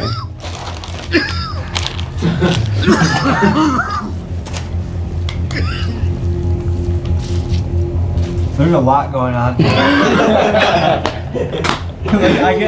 was like, oh, I taste this, and I taste that. There's like 5 things in a row that just smack you like. Yeah, now I don't see him being racist at all, though. I don't. All of our guys on our team, he's the most likely to be a career felon. I already am. Walking down Keegan, they call him. Yeah. Imagine this. You gotta take a shit, but everywhere you look, there's another person. And you gotta take a shit out in the open because your cell toilet doesn't work. I don't know about you, but that's not how I want to shit. And then imagine this. To get clean, to get hygienic, you gotta shower in a place like this where maybe it's hot, maybe it's not. And again, if you're in a dangerous unit, you have to be constantly on guard. You're naked, you're vulnerable, you can't see what's behind you. Someone could get you at any time. It just is a more of a nerve-wracking experience. Where out in the free world, shower is a relaxing experience. There's power in the shower. You never know what you're gonna get. Sometimes it's hot, sometimes it's cold. You can also get stabbed in here. So let me show y'all guys something real quick. You can also get stabbed in here. If you look closely right here at the table where you're supposed to eat your food at, this is where they used to sharpen their shanks, but now they don't do that no more because they can't. We're in the honor dorm, we don't do that business around here no more. But yeah, if you just take it a forward motion like this, you see the little swiggly lines in there. You had a long day in jail. You just want to go to sleep, so just turn off the light. Wrong. That thing never turns off. It's bright, and the rules say that you can't even block the light with a blanket. I guess I'm gonna go to sleep like this. One of the tough things about this place is how limited your options are for anything. From your food, to going outside, to how you have to exercise, to how you have to shit. You go from having this extremely free life to this very tightly constrained, soul-crushing existence that just batters the human soul. You gotta sleep in this cold ass place, bro. I feel bad for I'm about to go to sleep. I'm about to read and try and go to sleep. I know. Cause baby, I need to hear your voice. Dogging me, dogging me, dogging me. Oh, they added the Seems like it's time to let you. They gave my son a little auto-tune on him. That's gay shit to me. It's a fucking jail, man. What he expects. Yo, everything gay to you, bro.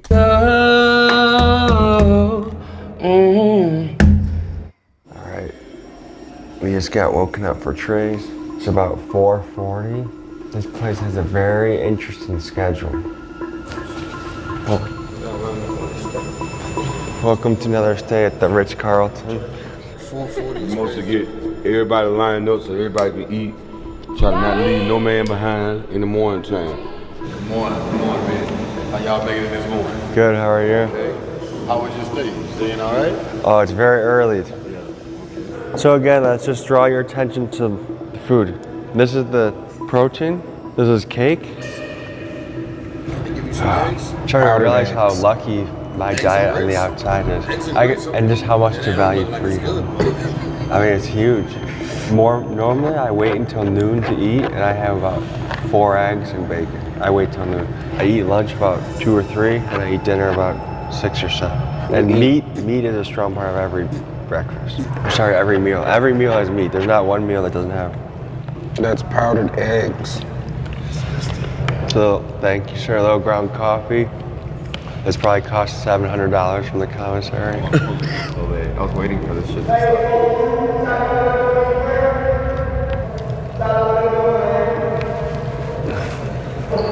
Can't both get some camera time? Yeah. I ain't trying to hide from the camera, I'm trying to be on camera. You trying to be on camera? Yeah. We can't even see your ass. So you need to shut the fuck up. It's 4 o'clock in the morning. Fuck you. Fuck you too. Same nigga on PC. Honky. For all the young guys out there thinking, like doing whatever they're doing in the street. They said, fuck you. They said, fuck you too. They said, pussy ass nigga on PC. Imagine telling the guys you're not getting out how good your life is on the outside. You're going home. You're right, yo. Tommy G is tweaking for that, bro.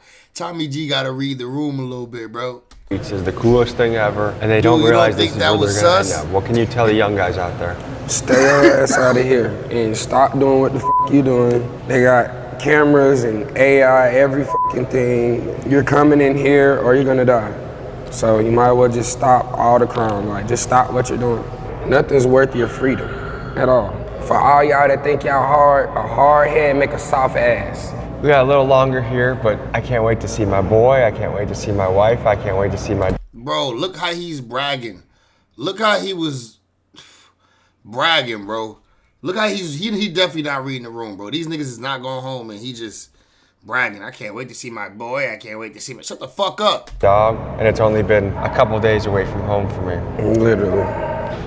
I was speaking on the jail situation, dealing with the jail and how overpopulated the jail is and the violence that they're talking about inside the jail. It has nothing to do with the sheriff. Nothing to do with the sheriff. The sheriff is doing everything he can to keep this jail in order. So why everybody talking about the sheriff is not the sheriff. It's the courts, the probation office. People not going to court. People being in here overpopulated for 2 or 3 years, like myself, waiting to go to court for court cases and charges.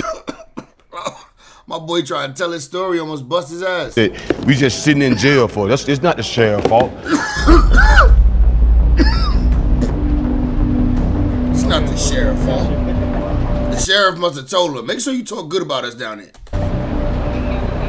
The sheriff told him, you talk good about us down there, I'm gonna do you a favor. I'm gonna make sure you good. There's no way he just talking good about us. To me, the only way to mentally survive a place like this is to have strict discipline and routine. Prison, if used correctly, has created some very influential men in history. Nelson Mandela, Malcolm X. In my own life, I have a personal friend that used his 10 years in prison very wisely.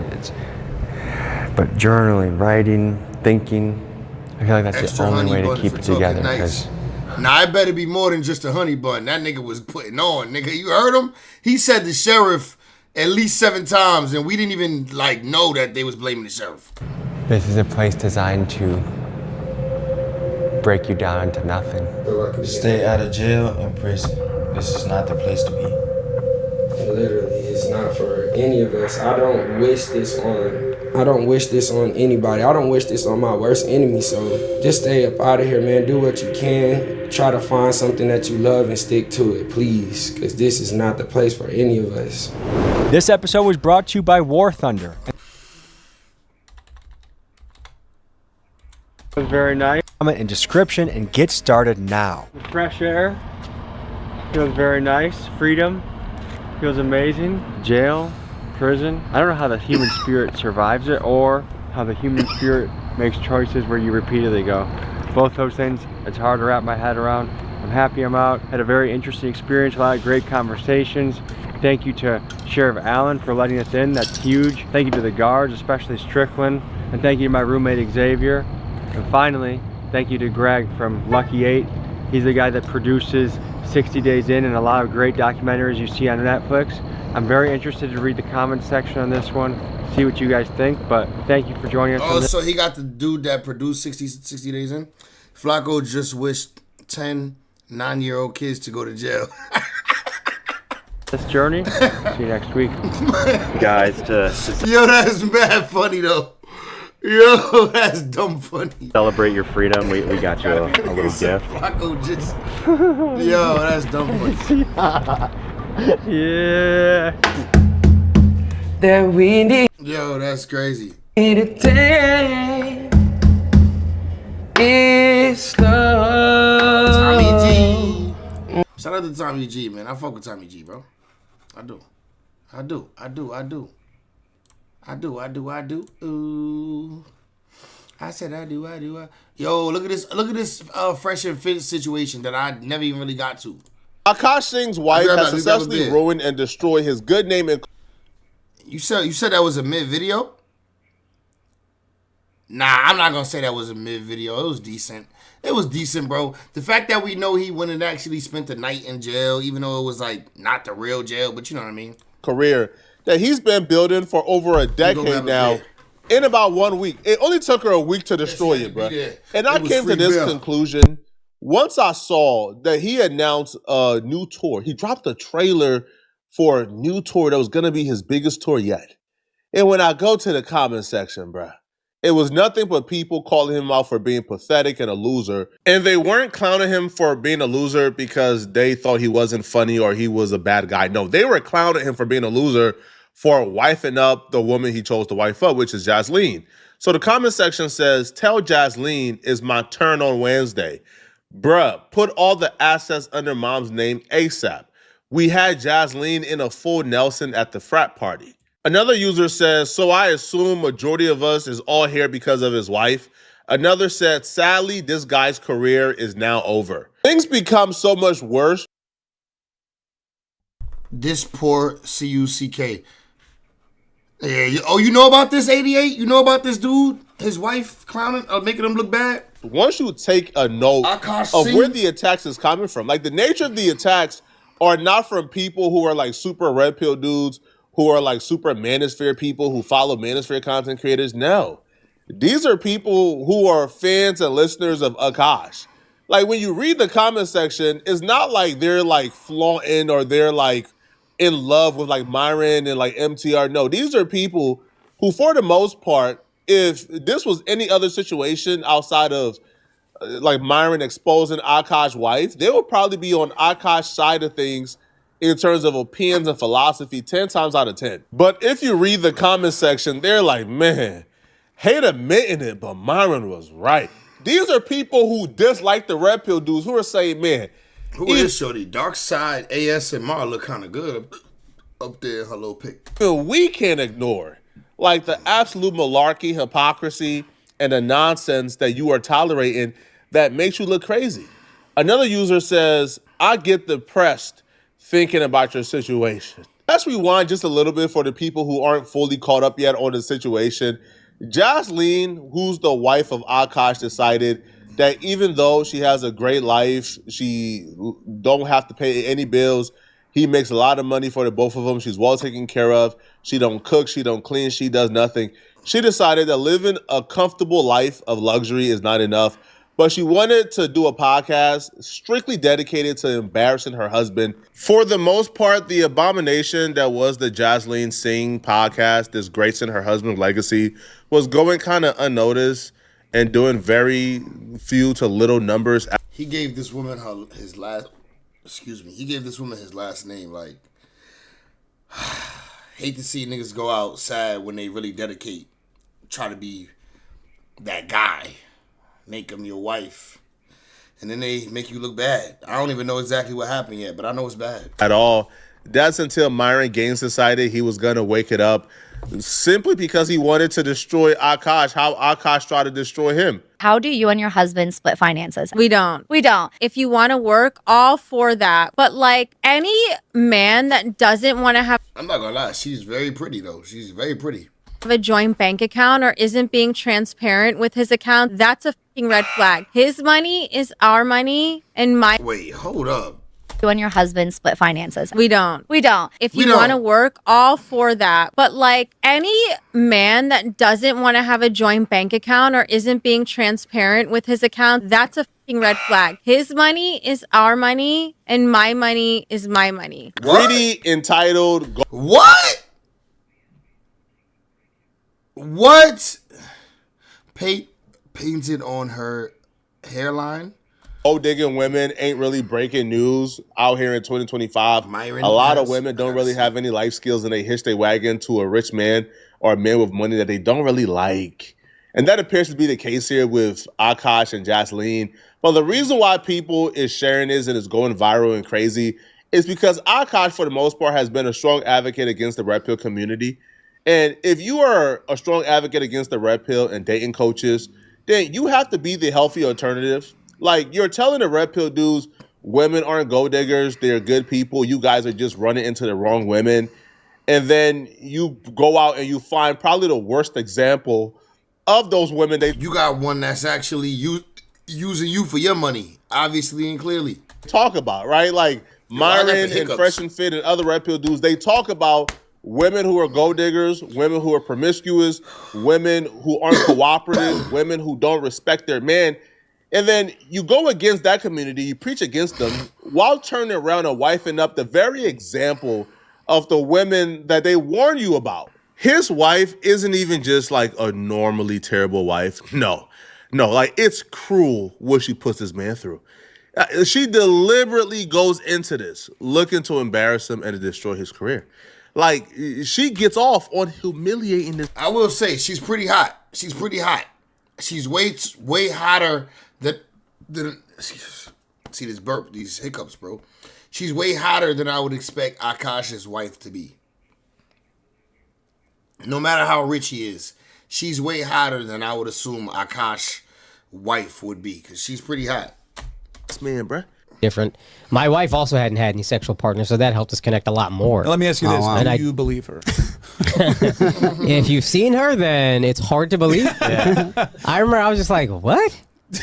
But she was 22, I was 31. There was an age gap. Sometimes I get so painfully nostalgic for college. I was popping my pussy and living my best life in these white boy frat houses. I'm actively trying to have an orgy because, and you haven't seen Nav yet, but wait till you see.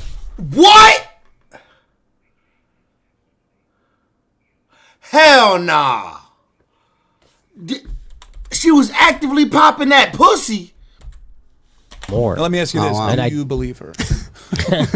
If you've seen her, then it's hard to believe. Yeah. I remember I was just like, "What?"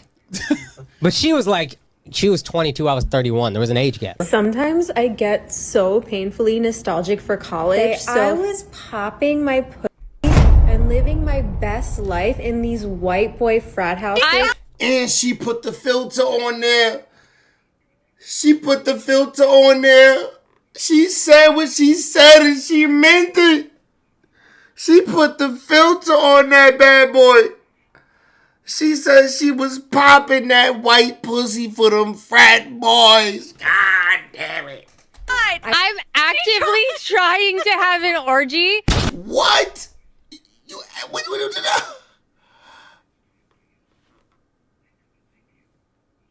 Is this the same girl? Same girl. Same girl. Dum-dum-dum. Is this the same girl? Do she got a twin? Because, and you haven't seen Nav yet, but wait till you see him. His body goes crazy.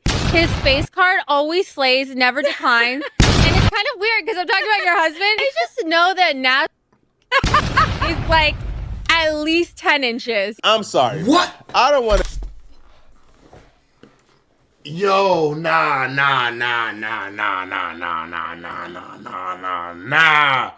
This is way past anything I thought I was about to hear in this shit. I thought I was about to hear some little tame shit. Some little tame shit that we could be like, damn, bro, come on, man. For that to be your wife, she talking a little crazy. This ain't a little crazy. This a lot of crazy. Nah, man. Even before this, I didn't like the guy's view and thought he was a goofy, soft bitch. To hear an opinion from you on anything in life, call me shallow. If your wife is on a podcast telling her friend that she has fantasies on sleeping with her husband, which just happens to be your friend as well. Okay, you hang out with this dude. 88 said, nah, gets worse. And she's on a podcast telling his wife that she wants to sleep with him and he must have a 10-inch girthy slong. Like, come on, bro. Crazy. Like, where's the respect here? No respect. And if that's not bad enough, she told you to. Why did she take your last name? Not only did she take your last name, she's using it on social media. She's parading around as your wife and thinks it's appropriate to do these things as your wife. Face. On a podcast, she looked you in your eyes, was not intimidated at all, and told you that she wants to sleep with the man next to you. I needed to breathe, literally. Wait, another thing I wanted to talk to you guys about that are so funny is, Akash, I know Naveen hasn't or is the scammer, but have you gotten scammed before? Yeah. Okay. Yeah, Did you just call me a scammer? Yeah, you are a scammer. Yeah. So he's like, no, I know. There's a difference being a scammer and being a hustler. Two very different things. Okay. I'm a hustler who scams a little bit. I'm not a scammer who I'm not hustles. gonna lie, that was sexy, and that's why I'm actively trying to have an orgy. Come on, bro. Like, I understand it's not our place. She said it in front of him. Bro, this is out of pocket, bro. This is out of pocket. You stole. This is like out of pocket, like a theft. This is out of pocket. And that's why I'm actively trying to have an orgy.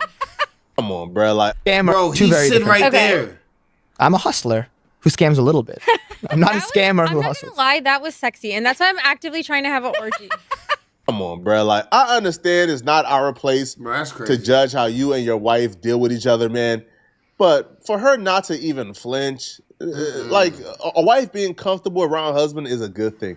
But for her to not even have any type of hesitation whatsoever to tell you to your face she wants to have an orgy with the man next to you and she finds him sexy, like, come on. How can I hear you give an opinion on anything and says, yes, I'm going to take this seriously? I can't, bruh. I can't. And to make matters worse, Akash brags about this chick, man. Akash brags to anybody willing to listen how this chick was a virgin, how she's perfect, how she's this, how she's that. Different. My wife also hadn't had any sexual partners, so that helped us connect a lot more. Now, let me ask you this: And do you believe her? If you've seen her, then it's hard to believe. Now, clearly, she lied to Akash. This chick was not a virgin when they met, bruh. And he believed it. Did she bleed, brother? At all, not to say the least. I think we've lost the meaning of what a virgin is, to be honest. Right? A virgin means you're pure. It's purity. Maybe she was giving that. No, she said she was popping that Gucci. So I'm about to say maybe she was only giving up the back door. But hey, she said she was popping that Gucci for the white boys. It comes with it.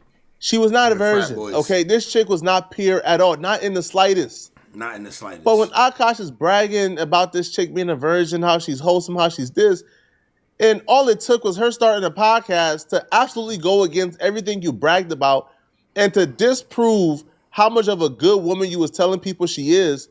Okay, I have two butthole stories. So one time I met this guy on Tinder. This was before Bumble or Hinge. Like, this was like in the OG days of the app. And this guy, he was like some, how do you say, half Asian, like baddie. Wasian. That's the word. Yeah, Wasian. Actually, in the Bay. That's when I was living in the Bay Area. And I made the dumb mistake of letting him sleep over, like not really wanting to hook up. And I like woke up in the morning and like my asshole was a little sore. Oh my God. And I remembered that I would like try to finger me in my asshole. I'm like, first of all, we were not on those like terms.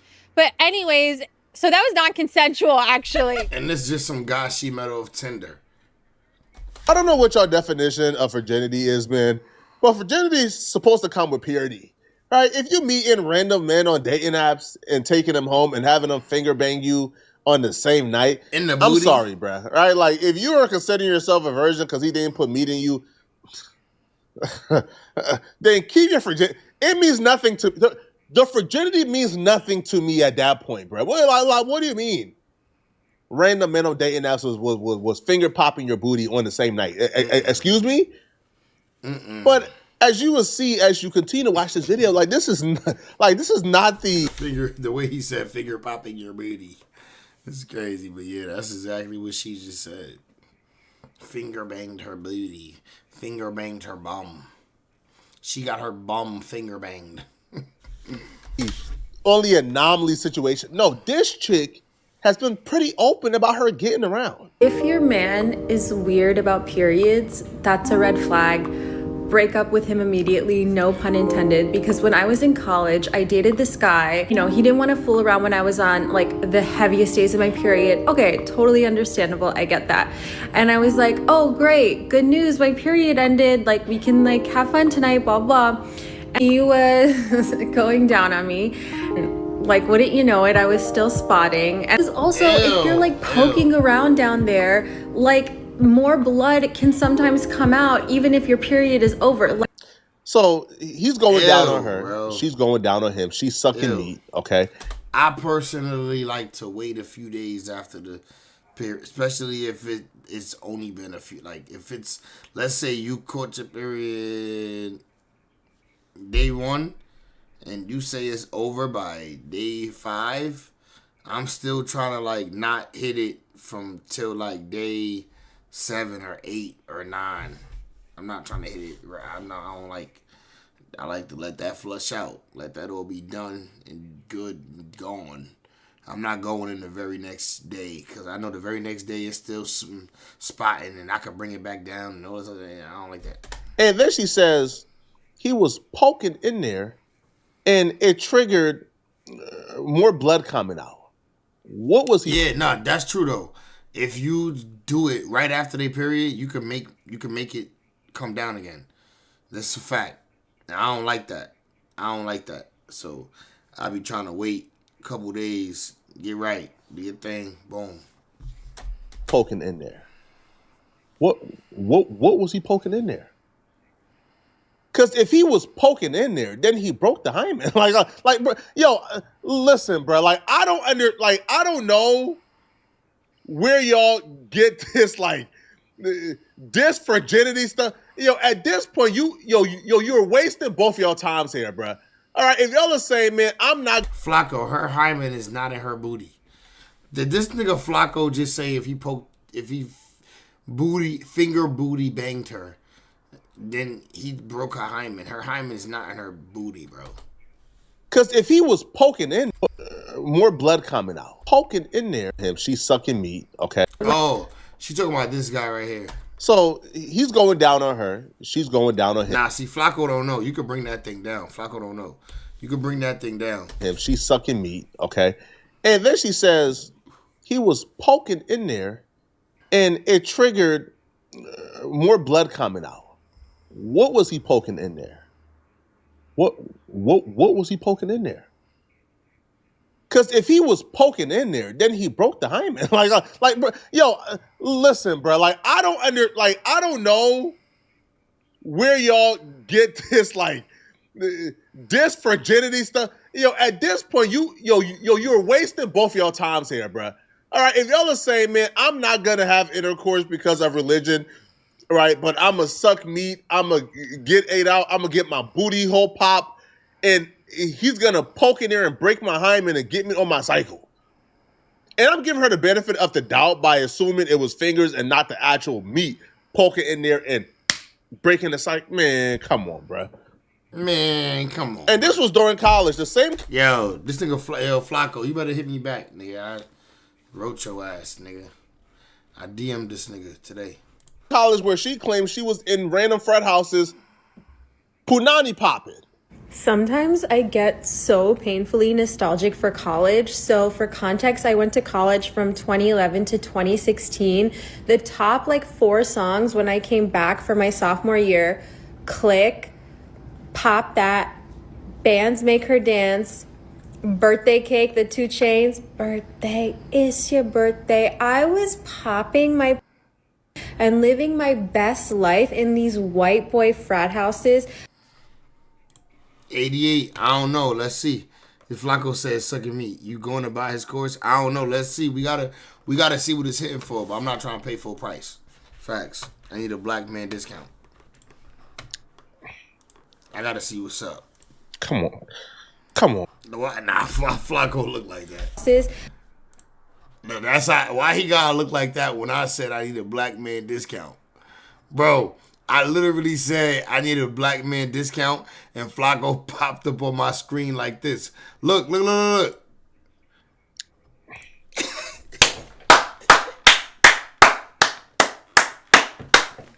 Yo, that is dumb funny. Yo, you heard, bro? I literally said, I need a black man discount. I was responding to you. I said, and this nigga Flacco popped up on my screen. Like this. That's funny. Come on, bro. Come on, bro. Come on. Fam, bro. You pair that up, popping coochie in frat warehouses. He like, come on, bro. Black man discount. What? I'm African, nigga. I'm African. Pair that up with the story she just told about how she was sucking meat, getting the coochie tore up to where she began to... fam, listen, man. If that's virginity, I don't want a virginity. Like, I don't want no virgin. If that's what y'all call virginity, homie, you can keep that. You can keep it to yourself. I'm straight. She is a baddie, though. Who? I swear to God, like, I thought my period was done. She might be better than any of these joints that Flacco is currently hitting. Flacco's sitting on some million, at least $1 million. The way he talk about it, he done made at least $1 million. So Flacco, as a millionaire, probably ain't. He might not have hit nothing this bad, to be honest. Flacco, I mean, even paying for it, he might not have hit nothing this bad. So, listen. Looked at me with so much disgust, and I'll never forget that moment. Like, I felt so ashamed and so dirty, and he was like, how could you do this to me? I'm gonna tell you this, man, okay? Ashamed and dirty. And she not even the baddest shit in the world, but she's just pretty hot. Usually don't exist in a vocabulary of a pure virgin. I'm like, what are you feeling ashamed and dirty about, right? No, you did some smut activities. That's why you feel, man, ashamed and dirty, bro. Now, all of this will be fine and dandy, right? Like, if she was doing all of this, being promiscuous, cool, right? But what makes this worse is she tells these stories about being promiscuous, about how she's ready to hop in bed and jump on her friend's husband, who is Akash's friend as well.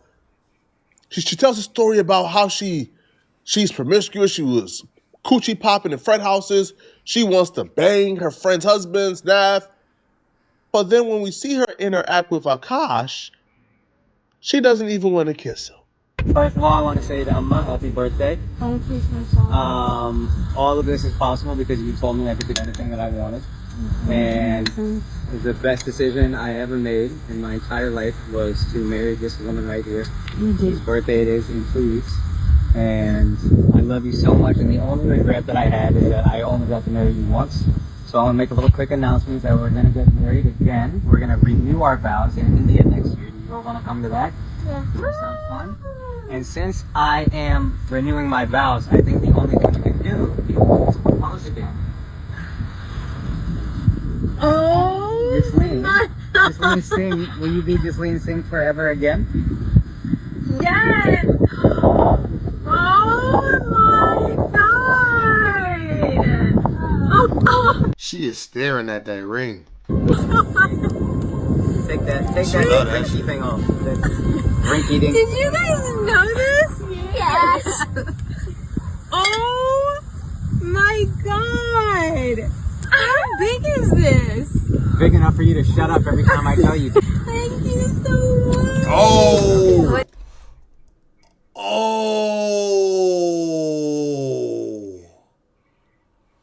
Why did she just duck his kisses? My God! How big is this? Big enough for you to shut up every time I tell you. Thank you so much. Bro, he just proposed to her with a new ring. How big is this? Look how she looking at the ring. Big enough for you to shut up every time I tell you. Thank you. Look at this. They're looking at each other. They're supposed to kiss on the lips. She don't like that nigga. She don't like that nigga, bro. She don't like this nigga. She think he as corny as you do. She think he as corny as we all do. Shout out to him. I ain't even mad at Akash, but he's definitely a corny nigga. But like, you know, I like guys like him. I got friends like him. You know, so good. They cool to me. Always. She never kisses this nigga, huh? Are you so freaky and have these many stories about how promiscuous you are, how you're ready to hop on this other man's meat, how you want to do an orgy in front of your husband? Tough. And then when it comes to your husband, you're like the most prude, super shy, no affection, no PDA whatsoever. It's like you don't like the dude, man. You don't. It's as if you were like just with him for money. And for what I just saw, that's what it seems, bro. I feel like that. When he proposed again, it wasn't about love. You know, it was about, oh my God, look how big the ring is. And he was there like a puppy dog waiting for some affection. And when he tried to kiss you, you turn your cheek. Now, this occasion is apparently when he proposed to her the first time. Watch how she also gives him zero affection and turn her cheek. Bruh, this chick don't want to be caught dead kissing our couch publicly, bruh. On Saturday when I saw her, I said, Daria, do you know? And she said, I don't know anything. I don't know anything. She's a good liar. Then she's a good liar. That's a friend. Then she's a good liar. That's a friend. No, I don't want those gifts. I know. Why not? I don't like, I don't care about, I like tangible goods. None. I don't like, I don't care about, She can't even pull that I don't do public display nonsense because there's a literal video that I can't show on here of her with her pants pulled down at the doctor's office. So she's perfectly fine pulling her pants down and showing her cheek to the world, but she can't kiss you publicly, bruh. So what's the benefit? Like if she don't have absolute desire to do freaky things for you and with you, and she don't cook and clean, then why exactly are you with her? I'm confused, bruh. I'm a stay-at-home wife, but I don't cook or clean because I don't feel like it. What? And my husband is a full-time stand-up comedian, and he buys me lots of nice things. I don't know, man. For me to be able to listen to Akash give opinions again, man, it would, bro. Like you would have to address this, bro. I gotta know, man, because I can't even laugh with you, man, knowing the situation that you're in, bro. And it's not just this shit. Just make it like, bro. It's not funny at all, though. I don't care what joke you tell. Your jokes can't be funny when your life is a joke. Man, if you go to his comment section, people is pointed out, bro, that I can't even look at Akash the same anymore, bro. But y'all let me know in the comments. That's some bullshit. That's crazy, dog. I ain't gonna lie. It's like, damn. Shit hit different. Shit different. Let's see what we got. Draymond Green must be stopped. Wait a minute. Let's get Draymond. Draymond's talking to a fan? Shout out to D Green.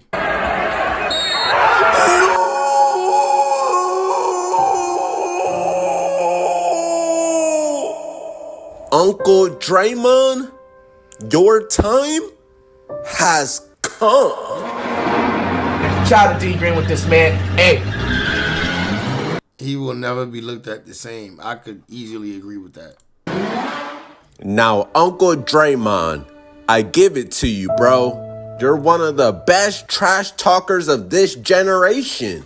Chasing that farewell tour, they don't love you like that. But throughout the years, Uncle Draymond, it has gone way past just trash talking, bro. You are a Hall of Fame book bag reacher. Weirdo.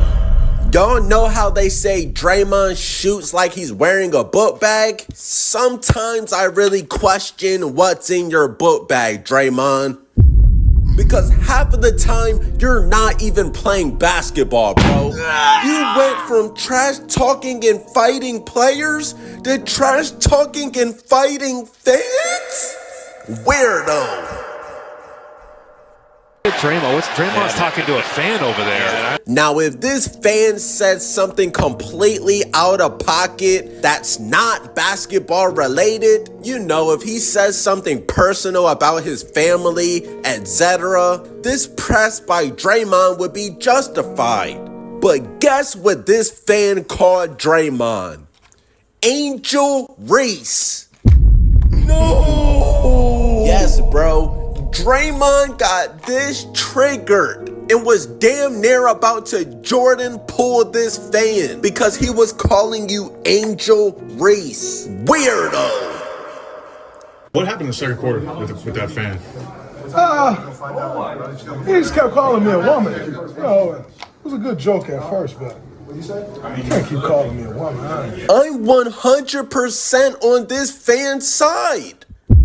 You got rage baited by This is my guy right here. This is my guy, D Green. A random fan because he was speaking the truth? No! My nigga, you literally put up an Angel Reese stat line. You went 3 of 13 with 8 points and 10 rebounds. Loser. Don't try to flip this script and say, oh, he was calling me a woman. You got offended because he said you can't make a shot. All you do is grab rebounds. Angel Reese. Y'all remember what Dwight Howard said? Oh, my bad. Come on. Hey.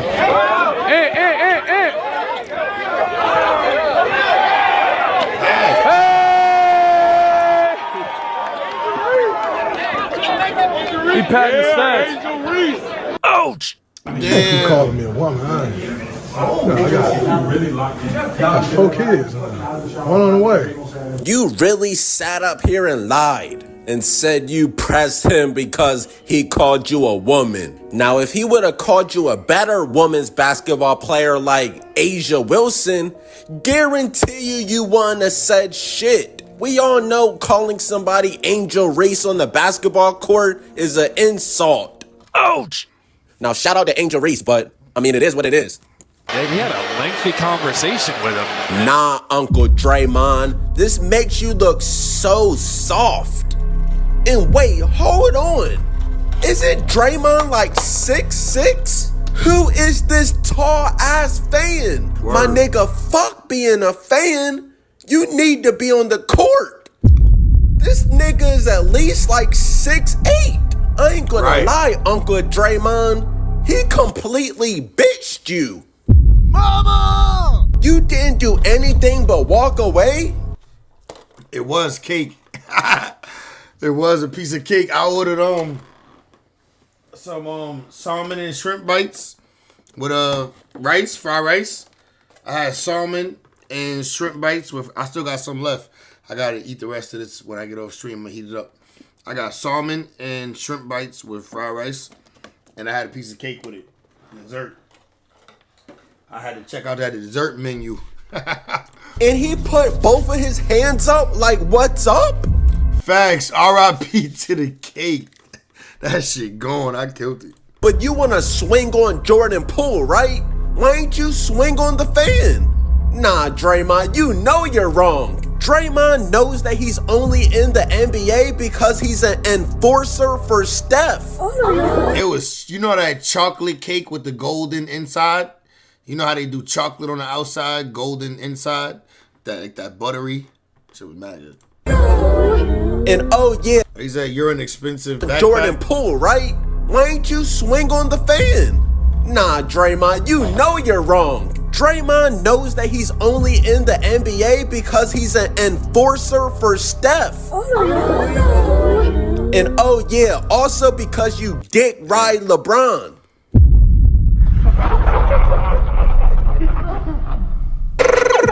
Jello beats. At me. Now I give it to you, Draymond. A lot of niggas around the NBA are scared of you. But this fan was not scared. And do you know who else is not scared of Uncle Draymond? Wemby. It's into Wemby. No! Gangster. Goodbye. I ain't gonna lie, bro. This is one of the most satisfying plays of the last decade, bro. Uncle Draymond, you know you can't fucking guard Wemby, bro. Pause. That nigga's too. You're 6'6", Pause. and this nigga exactly like, bro. This nigga pause is like 8 feet tall. Is 7'6". I know you're used to choking out French niggas. No! But Wemby is no bitch. He completely sunned you. Nah, bro. That hurts, bro. That hurts. That's a big pause, bro. That's a big body, my nigga. That nigga is huge. Pause. Like, look at this shit, gang. Out French niggas. No! But Wemby is no bitch. He completely look at this. This is crazy right here. On you. This was crazy. When I saw this, I said, bro, I wish we could watch the game together. I wish we could watch the games together, but we can't because copyright restrictions and shit like that. So we can't watch the game together. But bro, I wish we could though. If I could watch the game on stream, that'd be fire.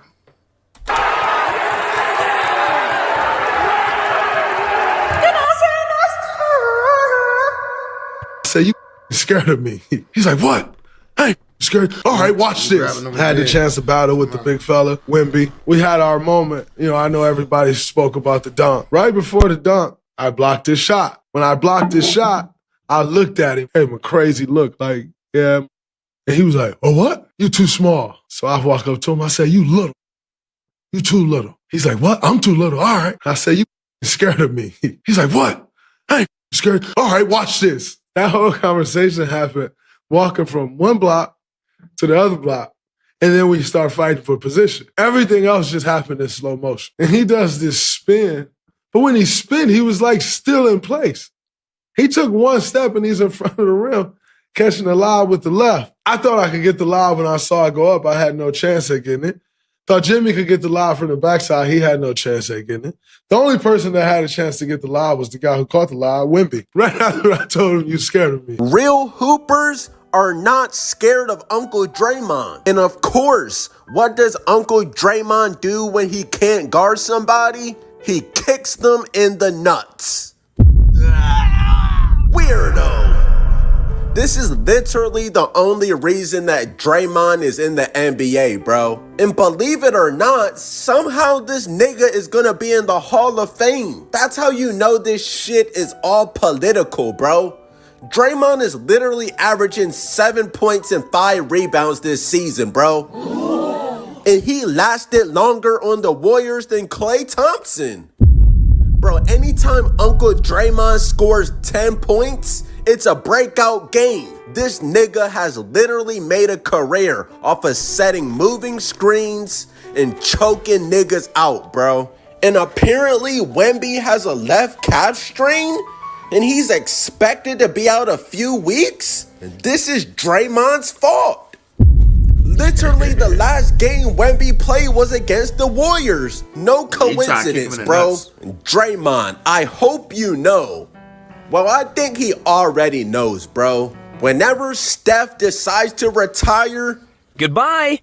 You might as well pack your bags too, bro, because he'll be done carrying you and you'll have absolutely no use in the NBA anymore. It's my last year. That's the only chance that it gets announced because then I could ride Steph Cotel on his farewell tour and act like it's mine. Hey, at least he know what's up. Fuck. At least he know what's up, right? You know what I mean? You can't even be mad at that, gang. You can't even be mad at that. At least he know his role. Know your role. Cameron and Mace, welcome home, Max B. Is they shit copyrighted? Yeah, it's on Revolt. I'm almost sure it's copyrighted. I'm gonna have to watch that off stream, but yeah, I'm almost sure it's copyrighted.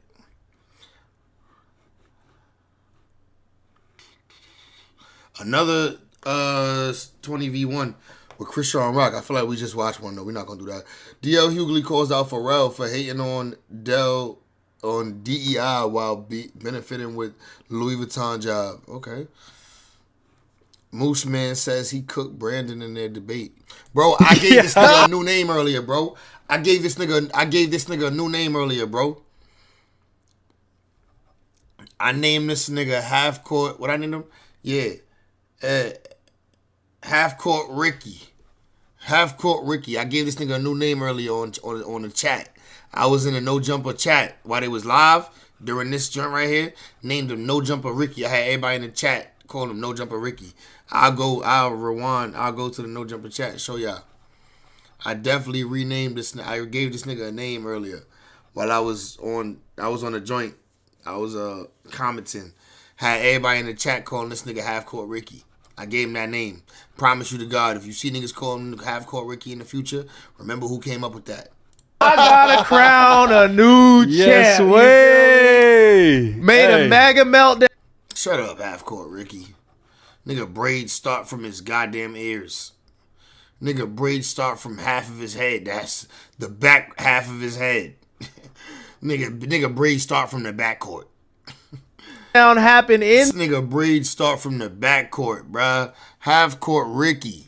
the building. I see MAGA flooded the comments, but we know the truth. But we know the truth. You guys don't give Your a damn man's about protecting pedophiles, Exactly. man. Quit playing. He can never win. Come on, bro. Y'all don't give a damn about them kids. You guys are not the most moralistic people in the United States. You guys are just the most convenient succubus out there. You're going to say and do whatever you want. So you're...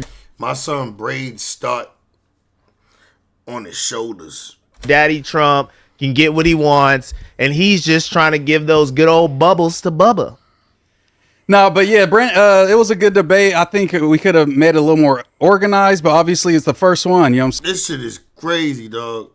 Ricky, backcourt braids, half court Ricky. Saying that was like my first real formal type of debate. So like he said, I watched the debate. Brandon's goofy. You watched the debate?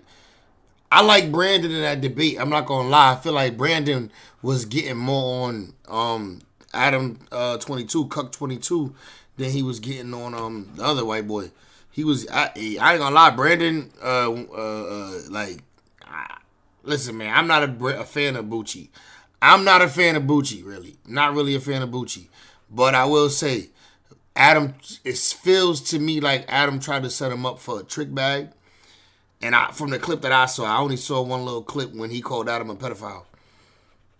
Or, no, a pedophile protector. He called Adam a PDF protector. And you could see Adam was mad. He was tight. That nigga was flared up like a bitch. He hate when niggas do anything that he don't like. You feel me? And he tried to I saw a part of it. the next one, if it ever gets rammed back or Brandon debates somebody else, I debate somebody else, I think it'll be better. Obviously, you know, we dive into something new, but I think for what it was, I mean, we had like 3K viewers the whole time on a, you know what I'm saying, random little debate stream at 1 p.m. So I'll take it. You know what I'm saying? Shout out to everybody. I think Brandon had some good moments. He was more good on like the spinning the narratives and all that. And because obviously we got the 2v1 narrative going. I think Adam could have sat back a little bit more in certain moments and just clarified the facts and then let me go at it with Brandon a little bit more.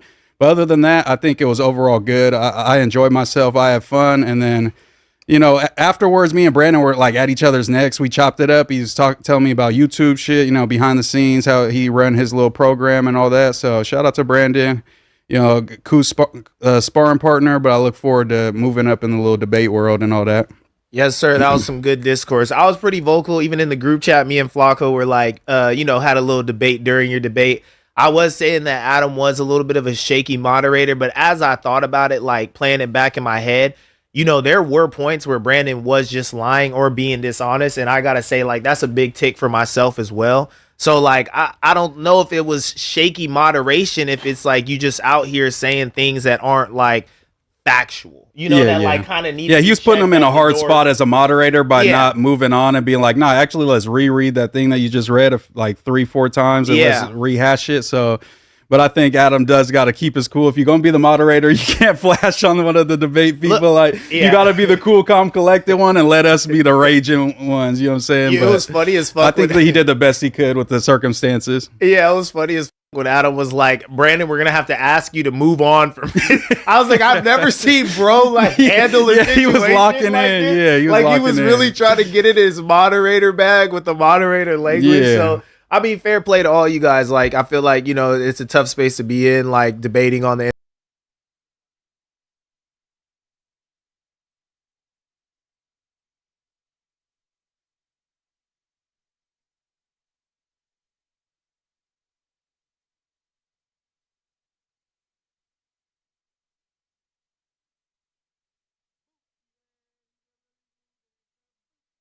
So what are you guys feeling in terms of topics here as the extreme? We can talk. My bad, I was muted. Boochie Bear, he's a really cool dancer. Boochie Bear, moving to the groove now. Talk about the Epstein files. Yeah, we go Epstein. I would love that. Okay, so your boy Donnie not looking so great currently. Starting to look more and more like he might have been diddling some women with Mr. Epstein. Don't give your opinion, because your opinion is just wrong all across the board. Okay, what's your take on where everything is with this? My take is the absolute truth. Every single woman interviewed who was a victim of Epstein said that there was no wrongdoing by Donald Trump. Most of them said they never even met him. The only one who actually met him was Virginia Giuffre. She worked at Mar-a-Lago. Epstein came to Mar-a-Lago. He stole her from Mar-a-Lago as a worker and employed her at Epstein Island. Oh, that's why they fell out. That's why they stopped being friends as a result of that. I don't think that's why they fell out. But the whole thing is, she said that Donald Trump was a perfect gentleman. This is the person who got Epstein put in jail, and Giselle Maxwell, Ghislaine Maxwell. She's the one who actually got them put in jail. She said Donald Trump was a perfect gentleman in her limited interaction with him. Why would you want her saying that? Listen, she said that she never witnessed him doing anything wrong. She never even saw him with Epstein. She never even saw him at Epstein Island. And Donald Trump said he's never even been there. Every woman who is a victim has said the same thing. It was so bad that Democrats wanted to omit her testimony from the record because she said even that she was scared for her life because she refused to falsely implicate Donald Trump in the Epstein situation. So if the victims are saying Donald Trump had nothing to do with it, they even said they never saw Donald Trump do anything with any kids. This is on record. She did this under oath. She also wrote in her book the same thing. For the record, I would agree with you that as of right now, it doesn't seem like Donald Trump was actually molesting anybody on Epstein's Island. That being said, there is plenty of stuff that's indicating that he might have known, including Epstein's emails, that he may have been in on a lot of different secrets.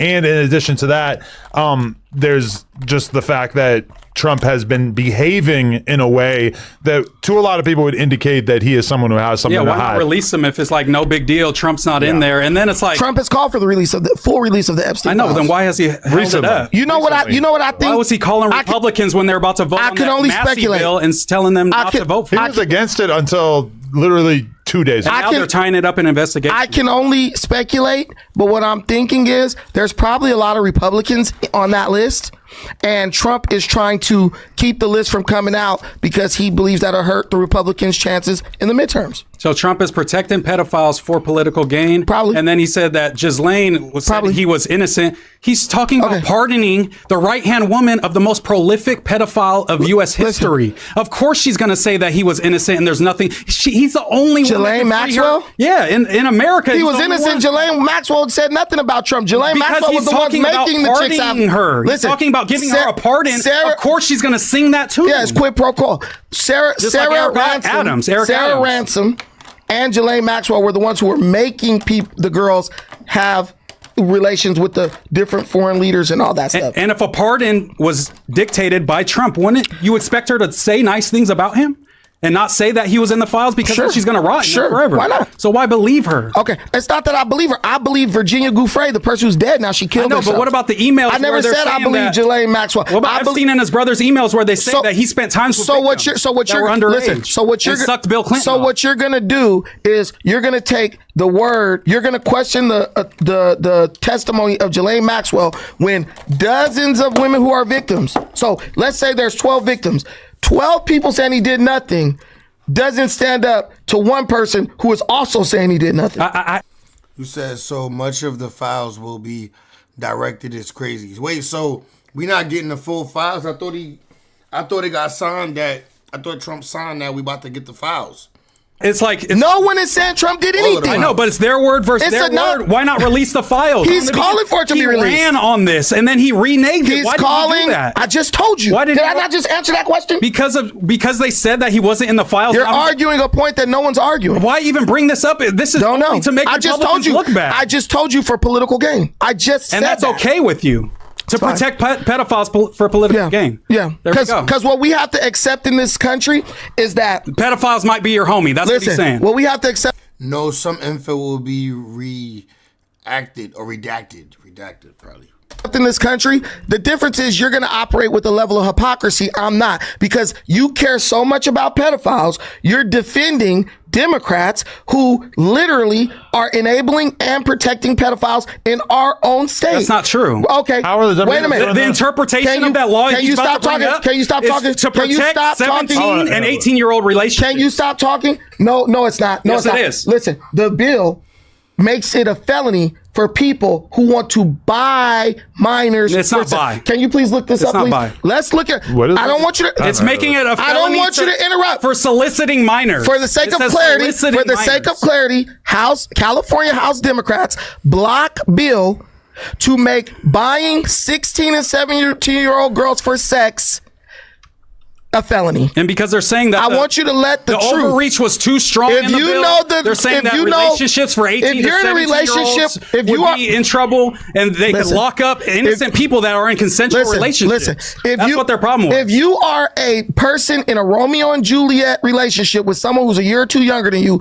you're not buying them for sex, Moose. What you are doing right now is you're purposely trying to misrepresent what happened so you can protect Democrats. I'm not going to protect Republican pedophiles. That's why when you literally just said it's not a big deal for political gain. No, that's not what I said. Yes, I said what we have to accept is there's pedophiles on both sides. And we shouldn't bring them to justice. And we should. Well, why don't you criticize Trump for not doing that? I was criticizing Trump. You just and then the day after I criticized him, he called for the Epstein files to be released. But I want you to go back up. Calls in I can tell you, okay, so yes, California Assembly Democrats initially blocked a bill provision that would have automatically made it a felony to buy sex from 16 or 17-year-olds. However, after significant public and political pressure, including from Governor Newsom, a compromise was reached and a new version of the bill was passed and signed into law. Wait. But the initial controversy was because... Can we stop there? Wait, real quick. The automatic felony provision... Audience, this is liberals for you. The truth comes out and they automatically start explaining, but they're telling me I'm protecting. Now watch as these two people protect and try to minimize this situation. Does this not sound reasonable to you? Concerns raised by some Democrats included potential unintended consequences such as disproportionately targeting young adults ages to 18 to 20 in consensual relationships with older teens 16 to 17. Can you stop there? Or potentially impacting minority and LGBT individuals differently. I mean, does that not seem like a reasonable concern? Guys, do you hear the protection of pedophiles? What? No, let me ask you. But you saying that makes you sound like an idiot. No, it doesn't. Obviously, neither of us are interested in protecting pedophiles. Well, then, so when you say that, you sound like a clown to both us and Look, he's tight. He's tight. Look at his face. Look at his face. He's tight. That nigga's mad. Cuck 22 is upset.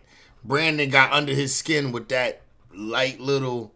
You protect the pedophile. Look at his face. Look how mad he is. You can see it in this still shot. Like a clown because you are insinuating that you sound like a idiot because you're refusing to pay attention to any kind of nuance. Mind you, he's supposed to be the mediator. Cuck 22 is supposed to be the mediator. He's sitting in between. Of course, guy has a daughter. Bro, he's sitting in between. Look, he's sitting in between. Supposed to be the moderator, I believe. Supposed to play moderator. This dude over here not even talking. Regarding this issue, you're reading we're something. Reading the whole issue. The nigga he debating is just echoing at him and not speaking.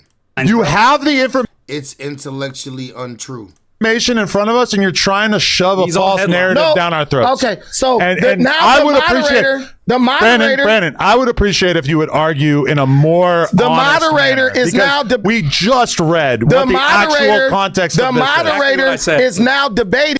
But they wrong though, because at the end of the day, he's correct though. He's correct in what he's saying though.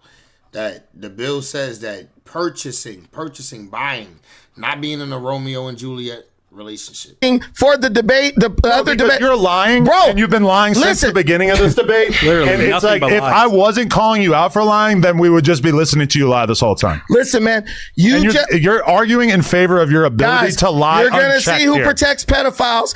No, I exactly. don't need That to say right there, you putting that kind of accusation on Moose and I is ridiculous. That's what he said first. He No, he said, I'll do didn't. it. All right, man. No, he didn't. Trump's this Epstein guy, files thing is this guy more of never a- saw a day where he wasn't biased. Listen, no 16. Listen, no 14. No one between the age of 14 and 18 who is in a romantic relationship is buying someone for sex. Nobody even suggested. Can those we go ages back? that you just Can we named. please scroll back to the top and look at the mental gymnastics that they both had to do? The bill makes it a felony to buy someone who is underage for sex. So and what just, they use, just to spell this out bro, more, since you're intentionally supposed to be disregarding it, do you think that a guy who's 18 that is in a relationship with a 17-year-old should become a felony automatically? That's not what this says.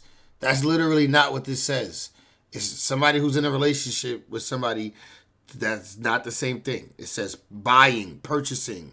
That's like somebody going on Fig and finding a iPhone 14.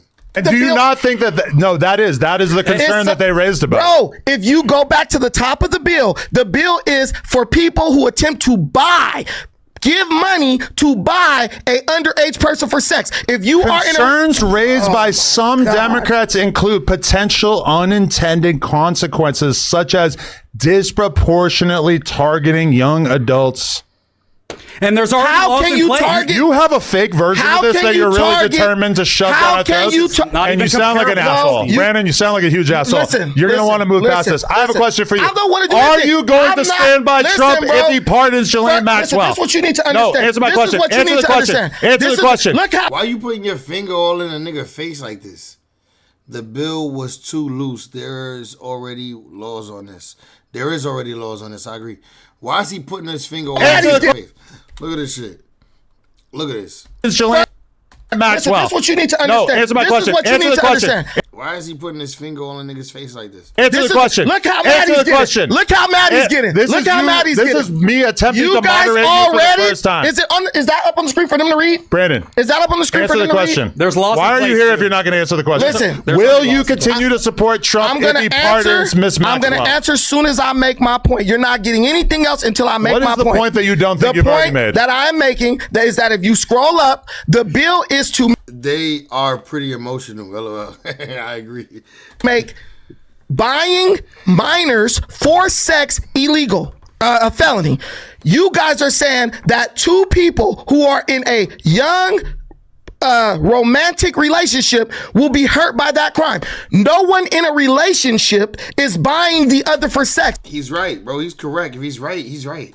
So how are they going to be impacted I by don't that? understand how you could be this stupid. You're stupid. Look at the top of the thing. You just read Concerns it. that were raised by Democrats were about something outside of the purview of the solicitation of sex.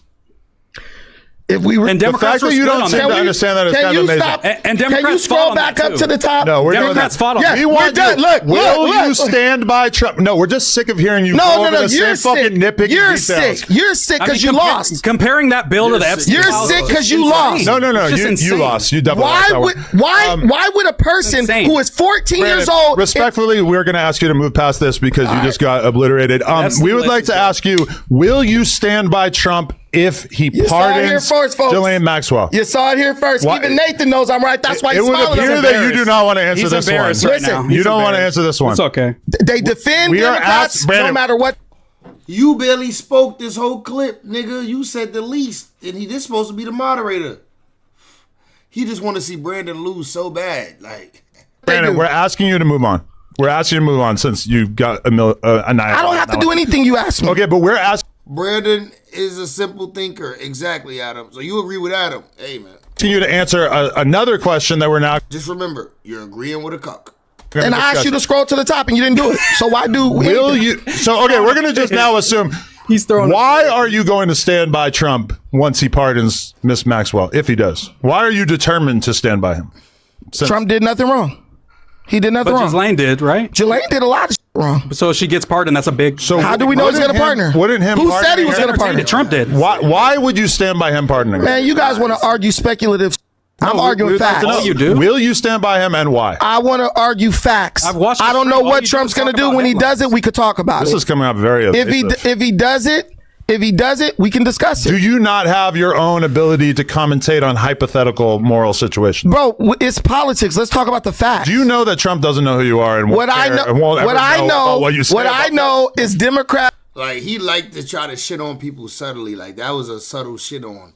Subtle, but like out loud, obnoxious shit on. Like, I bet Trump knows who I am. I bet Trump will never know who you are. That's blocked the bill to protect young girls from pedophiles, and people are doing mental gymnastics to try to cover up that fact. If that was true, I would have a problem with that. But you don't have a problem with Trump covering up the Epstein files. That's not true. Your inability to have any sort of nuanced conversation about that. But you said it's okay for political gain. Yeah, Brandon, we're going to have to ask you to move on and talk about the thing that we're trying to talk to you about. I don't know why you're being so evasive about this, besides that I guess you maybe have apparently there are things you believe that you don't want to say. Huh? I don't care if he pardons Ghislaine Maxwell.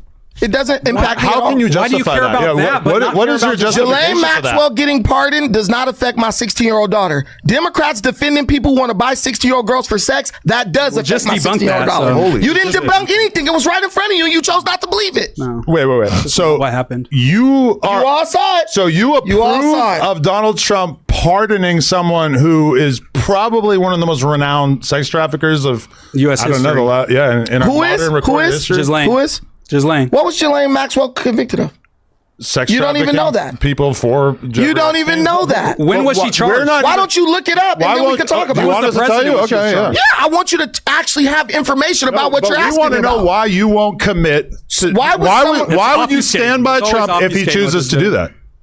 How can you justify that? I don't care about it. I can't stand by that. I wouldn't stand by Trump if he pardoned Ghislaine Maxwell. I don't stand by that. I don't think that's cool. Just pardoning Ghislaine Maxwell is basically saying I would have pardoned Epstein if he was free. I mean, if he was alive. So you don't. It doesn't affect me in any way. What if Ghislaine fires back up the ring and then tries to get your daughter, bro? I feel like this. You just asked me and I answered. This conversation should be humiliating for you, and I'm trying to figure out how you could possibly think that this is. It just shows moral corruption. Okay, yeah, like it's okay if Republicans do it. Do you not have a moral code that you're planning on standing by? So me supporting Donald Trump if he pardons Ghislaine. Yeah, I'm not okay with that at all. I have a big problem with that, actually, bro. I'm with you.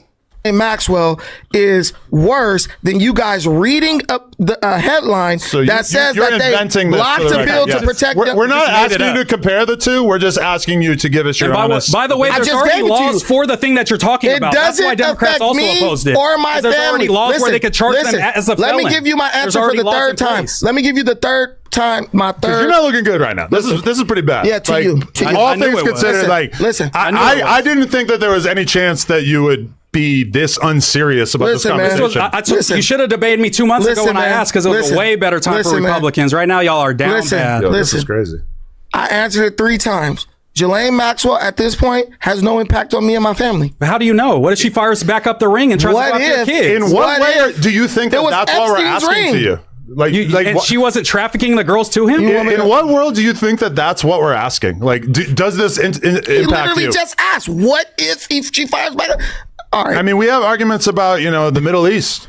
Does that impact us? Yes, it does. Far 9/11 impacted us. Pedophilia taking place in America. Sex trafficking rings taking place in America. Far more likely to impact one of us than Israel and Palestine. What? That's true. On a day-to-day basis is what literally that. Yeah, that things going on domestically versus things going on overseas. Yeah, man. What we're saying. Tell it to the people from 9/11, man. Tell it to all the people who just died up in Ontario. That was 24 years ago, and it happened here. Tell it to all the people in Ontario who just died because an illegal immigrant rammed this 18-wheeler, crushing like 10, 12 people. That was in California. How is this not evasive? I'm telling you, these guys don't even know anything. Follow every illegal immigrant They want to debate things they don't even know about. No, we want you to tell us that, like, what wasn't that in we Canada? We want to know what Trump could do he finally got one to make you disown. Like, we want to know what Trump could do that would be enough for you to acknowledge If I that it found was out bad. that he was a pedophile touching kids, if he tried to run for a third What if term, he pardoned somebody who was responsible for trafficking hundreds of teenage girls doesn't for a affect grown me. man? That's his doesn't moral affect compass me right there. It doesn't That's his affect moral me. compass. Moral corruption is what that's that's called. crazy. Moral I feel like corruption. you should know enough to know how bad that looks for you. Listen, to say that. this is the true Trump derangement This syndrome. is Literally. listen. This is typical This could go liberal viral. projection. We do it, but we're going to accuse you of doing it. We're not We just doing sat it. here and defended a bunch of California bill pedophiles, amongst defenders, lawmakers versus and all the of a Epstein sudden files, I'm the by the way. problem. Two grown men Epstein just files played mental gymnastics versus California on lawmakers. On record. Epstein files, California We lawmakers. can't listen. There's we a can't- difference. Let me say this: we can't make buying minors I for. agree with dude on this though. Epstein files is way more important than some goddamn whatever the fuck. We're not there. We're gonna say this for another day because this is a long video, but I do want to get to it. Like got some bad. Like this video like got some baddies in it, so I'm gonna save it for later. I'm gonna save it for a later date. I'm about to get up off this nasty gang. Appreciate everybody that tapped into the live. Y'all know as always, y'all my Hardee's gang. Hope y'all enjoyed the ride. It was cool vibing with y'all. I'm going. I'm gonna get up off this nasty so I can get back to the motherfucking grind tomorrow. You know the vibes. I'm off this nasty, man. GG's in the chat. Like the video, whether you watch it now or in the reach.